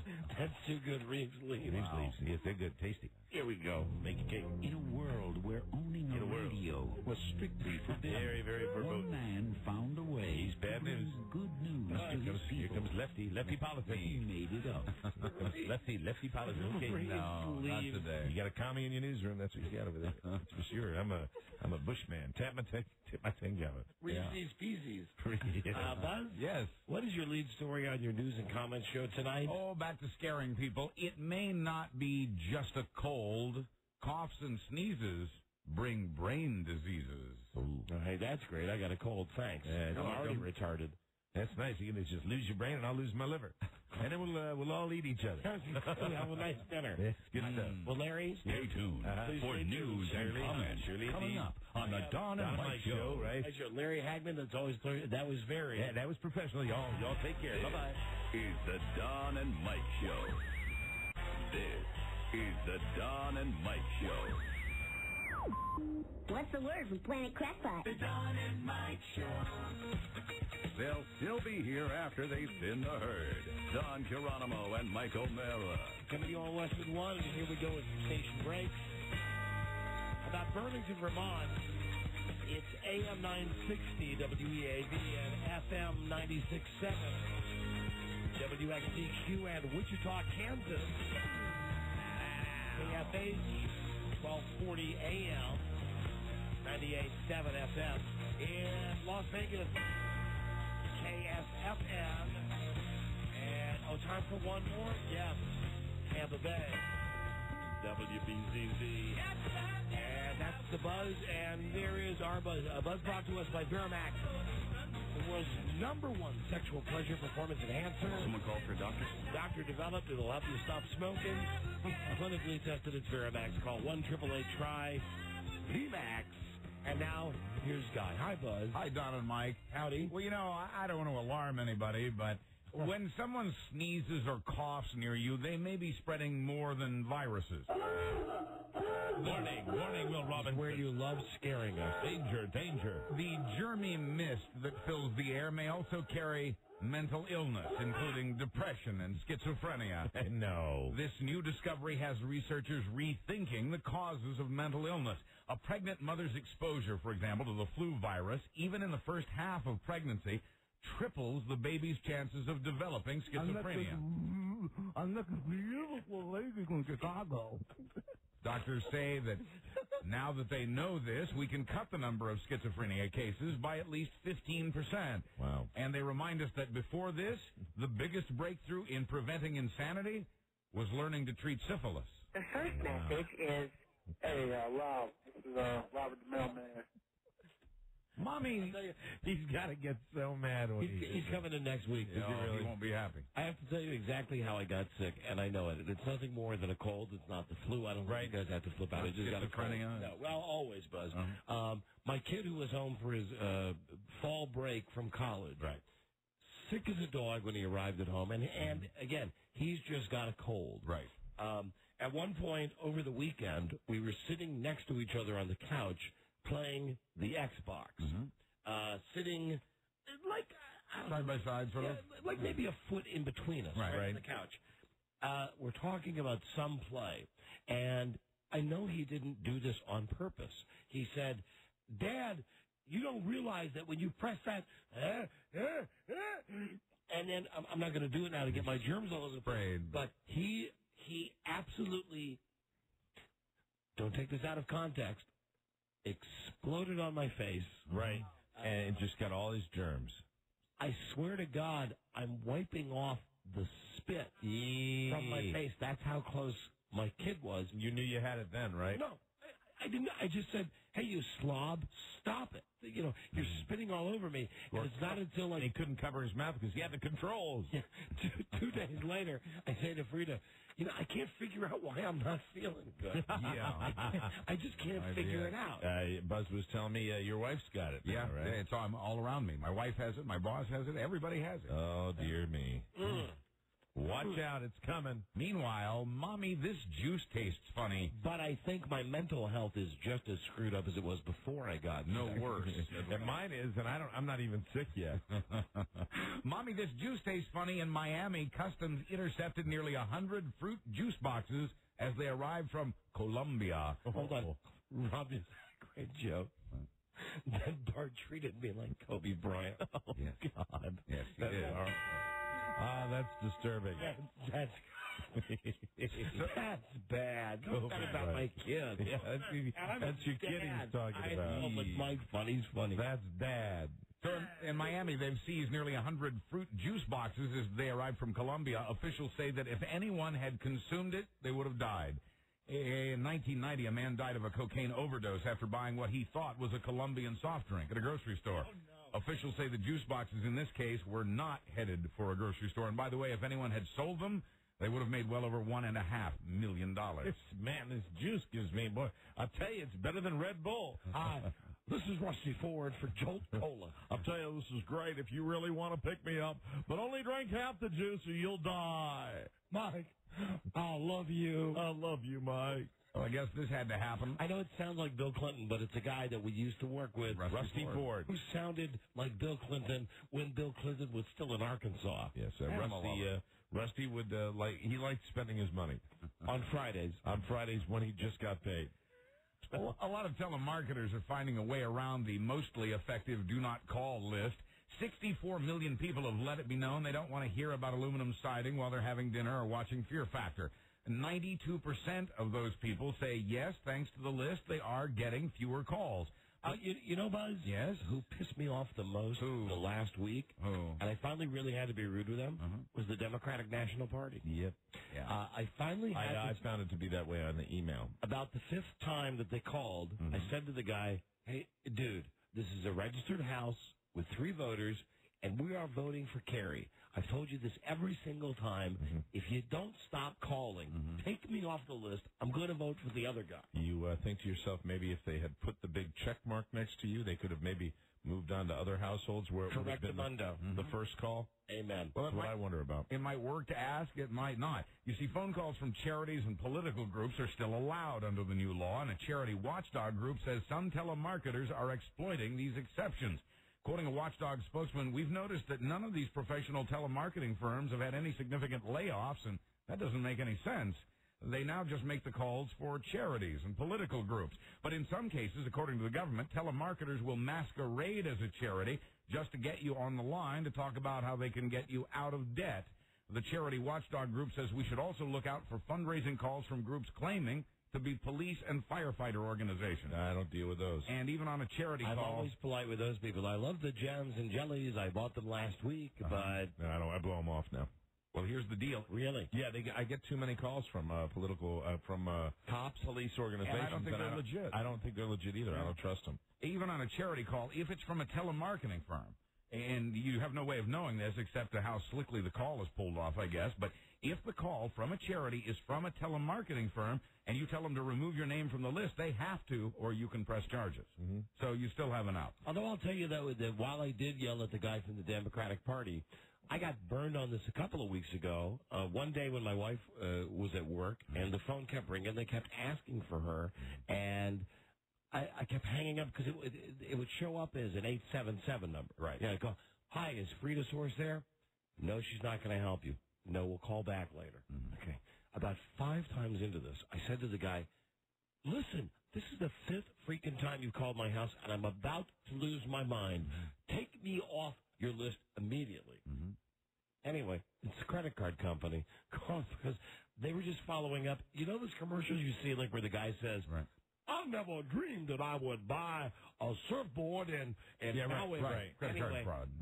There was some charge on the credit card. That's what it was.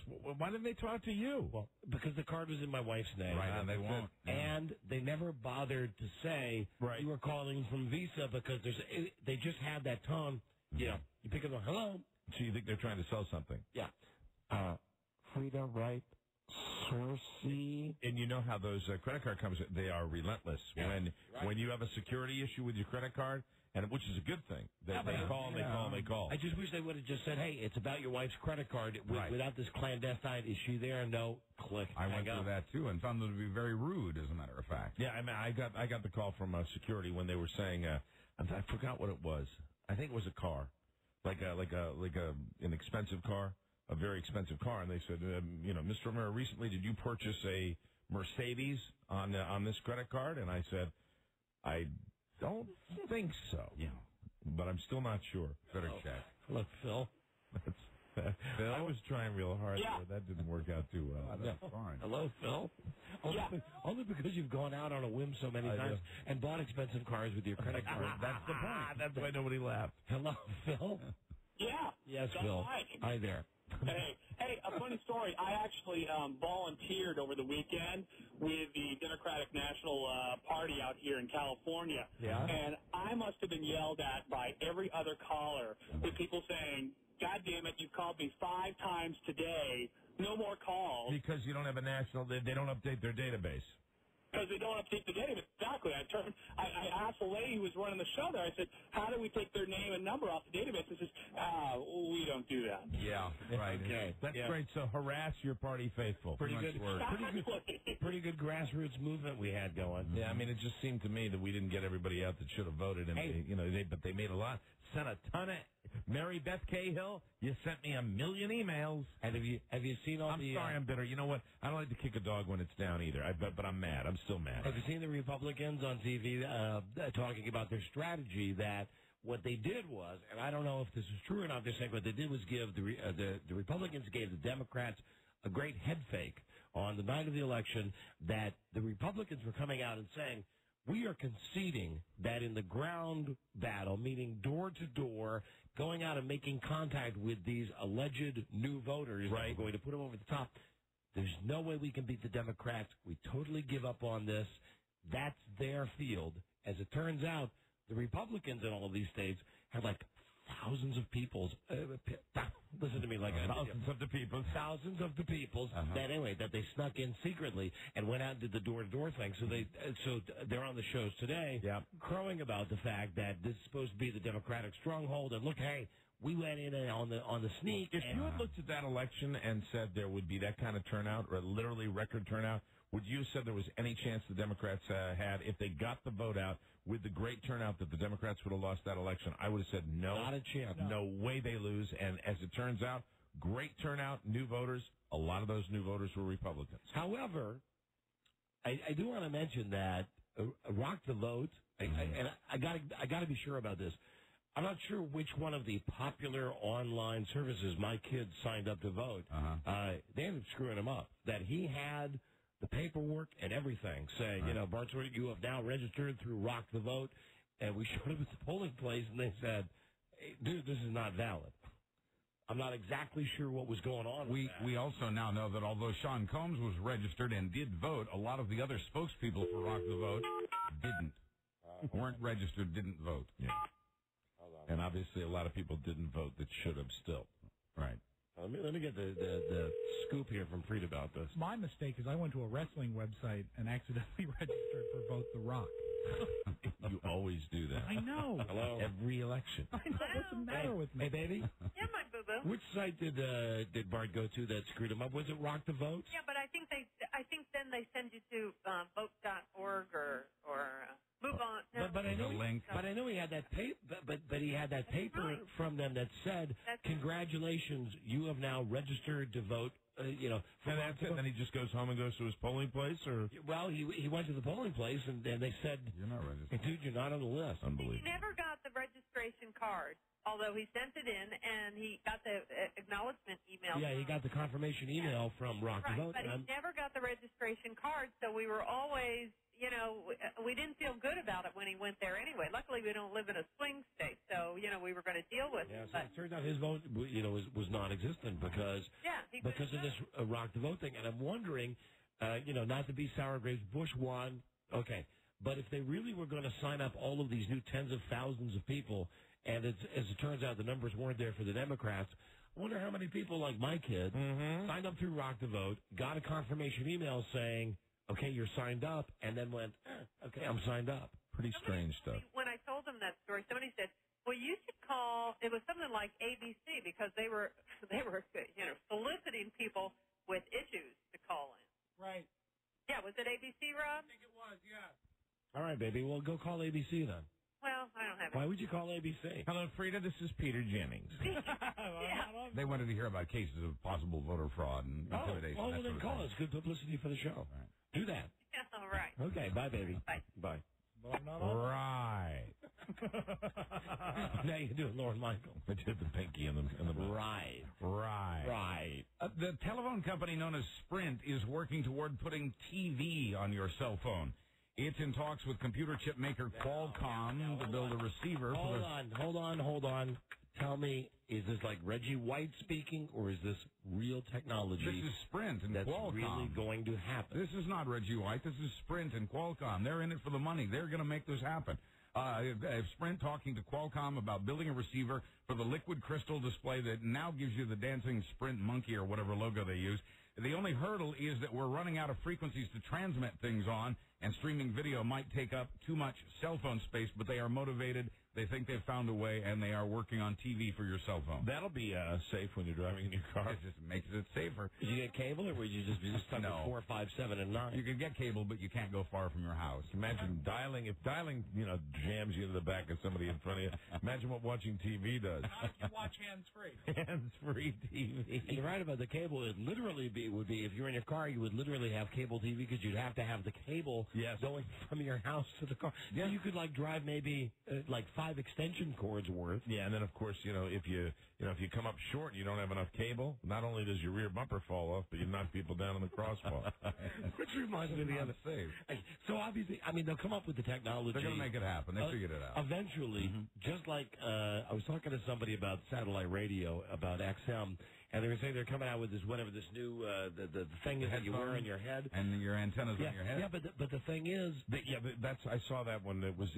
It's not like an iPod, but it's similar. No, the technology looks like you have on your head a metal bowl that has a big stick on top of it. Because think about it, how will you get the satellite transmission unless you're walking around with this thing on your head as a gigantic tower? I don't know, but if you have any questions about it, just take me to your leader.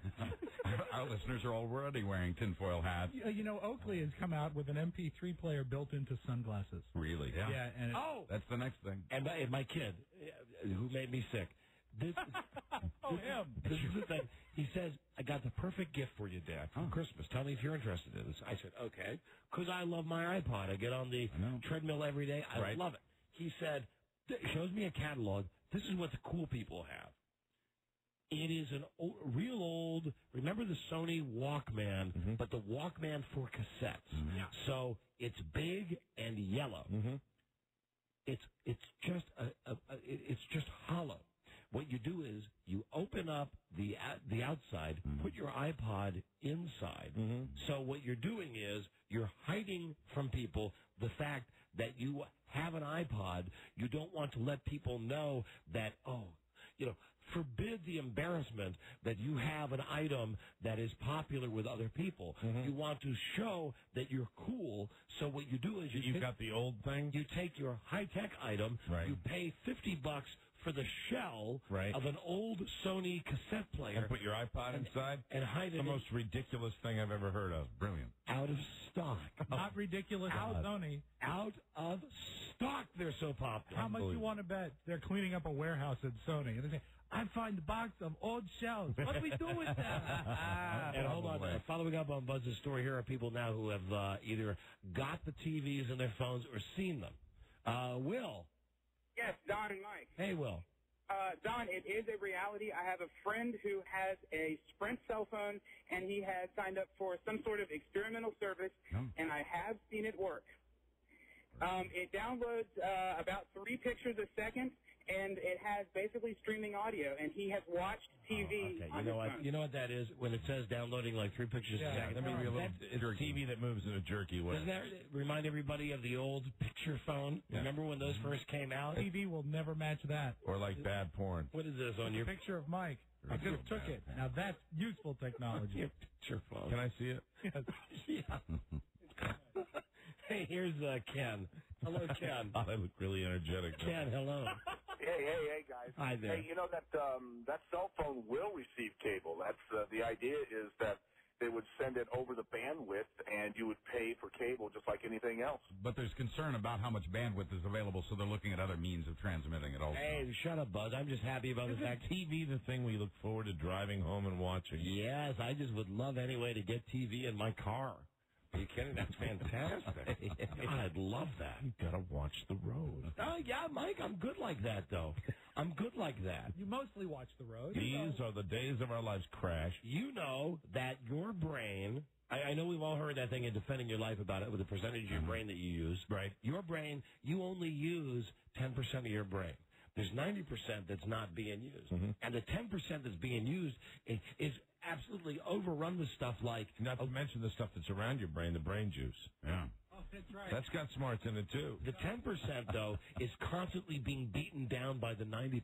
Right. The 90% that's got nothing to do is always saying to you, this is why you can't drive and watch TV at the same time. It's like the red states and the blue states. Your brain can accommodate this. The problem is the 90% says to the 10%, hey, you think you're going to be able to watch TV and drive? Right. Don't you see that sign up ahead?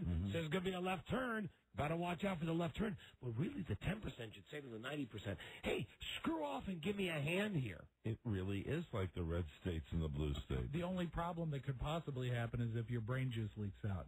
Hey, brain juice. We're running way late. Buzz, what's next? We are. When we get back, the world reacts to the U.S. election results. Oh, they love us. Don't even move on the story. I already know. They love us. We'll be right back. This is the Don and Mike Show. This is the Don and Mike Show. Gosh, I hate to interrupt. It's all been so incredibly fascinating and entertaining and instructive. Really, the time has just flown by. The Don and Mike Show. And now, because someone has to be the dumbass, here's Don Geronimo and Mike O'Mara. Late tonight, sorry about that. Here is again Buzz Burbank. Hi. Here he is again. Here is Buzz. Hi, Don and Mike. Hi, Buzz. And to save us time, the long and the short of it is the rest of the world's pissed about the re-election of George Bush. Shocker. And it would just be depressing to wallow in that, so we'll move on. However, I do want to say that I did see something funny on CNN where they said in Europe that if given a choice, the Europeans would have selected John Kerry to be our president. Right. And regardless of how you feel about the election, hey, screw you, Europe. Well, that's basically what the president is saying in most of America. Oh, now, come on, Buzz. But really, I mean, come on. Hey, France, eat one. You know, pound sand. Yeah, Bush is screwed up, but don't tell it. You know what I'd like to do? I'd like to put our guy in France first before France tells us that they would rather elect somebody besides Well, Bush. you know, we're not even aware of who they elect in France, and do we pay much attention to it? They pay, the world community pays, everybody watches the United States of America. It's because we're the biggest ass on the fence. Right. We are. Let me just and more popular than ever. Just quote Alan Line. So let's do this. Leave it to bloggers to keep track of the wit and wisdom of CBS anchorman Dan Rather during the election coverage Tuesday night and into Wednesday morning. The Ratherisms chronologically include... Oh, great. This is more complicated than the wiring diagram for some hydroelectric dam dynamo. Don't taunt the alligator until you've crossed the creek. Yeah, okay, I remember that one. Bush's lead is as thin as November ice. Democrats almost, absolutely, positively, teetotally need to hold that seat. This race is hot enough to peel paint off a house. And, folks, these are the kinds of nights that give campaign managers a case of the hives or something. One reason so many of them drink a lot. Because you have these situations in which, you think you've got it, you're right there, you're close enough to feel it, and then somebody like one of these overpaid television anchormen come up and say, you know what, the state may just not be going your way. And just before that last one, Rather also said, our coverage continues with Ohio. Hey, Kemosabe, who knows? The wit and wisdom of Dan Rather.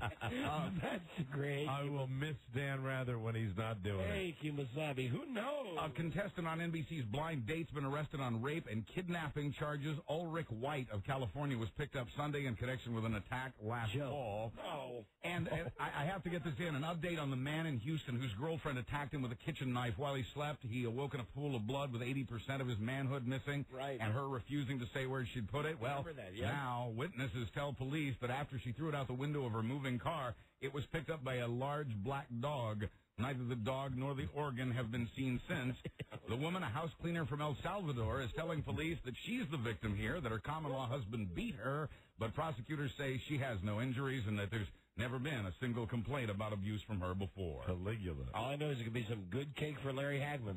And finally, an S&M club in Germany was making too much noise for one of its neighbors. Just keep going, Buzz. A 22-year-old man who said he couldn't sleep and couldn't take the screams of delight anymore got out a gun and a billy club and headed inside the club. He was firing shots at naked people before he was subdued. The man was arrested. The S&M club, meanwhile, has been cited for noise violations. The club, of course, was hoping it would be punished. I'm Buzz Burbank on the Don and Mike Show. No. I said we got to go. Dan, please to be staying tuned for Ron and Fez tonight. Uncle Ron and Aunt Fez. Aunt Fez's beard is getting bigger. I'm not going to say the secret word tonight. Yeah, they were talking about that. And I didn't mean to screw that up. Okay. Syphilis. That's the word tonight. Cure that, the winner from Baltimore. Ron and Fez coming up next on the Infinity Broadcasting Network. We will see you tomorrow with the all-new episode. Good day to you, Good day to you, sir. Good day to you, sir. Feel better, Donnie. I shall. And you, my friend. You win. Yeah, Rob won the lottery tonight. That means Gary will be alive tomorrow. Pull your punches. Till we meet again, this is Sammy Davis Jr. saying, be kind, be nice, and I hope the next performer has the pleasure of having as nice an audience as you've been tonight. And let me leave you swinging. This is the Don and Mike Show. Too busy to meet new friends? The WJFK Dateline can change your life. Log on to WJFK.matchlink.com. No syphilis. Ron and Beth here with tonight's big-ass word. The big-ass word is influenza. Call in when you hear Ron say influenza. and win a trip to the big-ass prize closet. WJFK's Don and Mike Show is brought to you by our partner, Not syphilis. Broadband. Infinity Broadcasting, WJFK-FM, Manassas, Washington, D.C.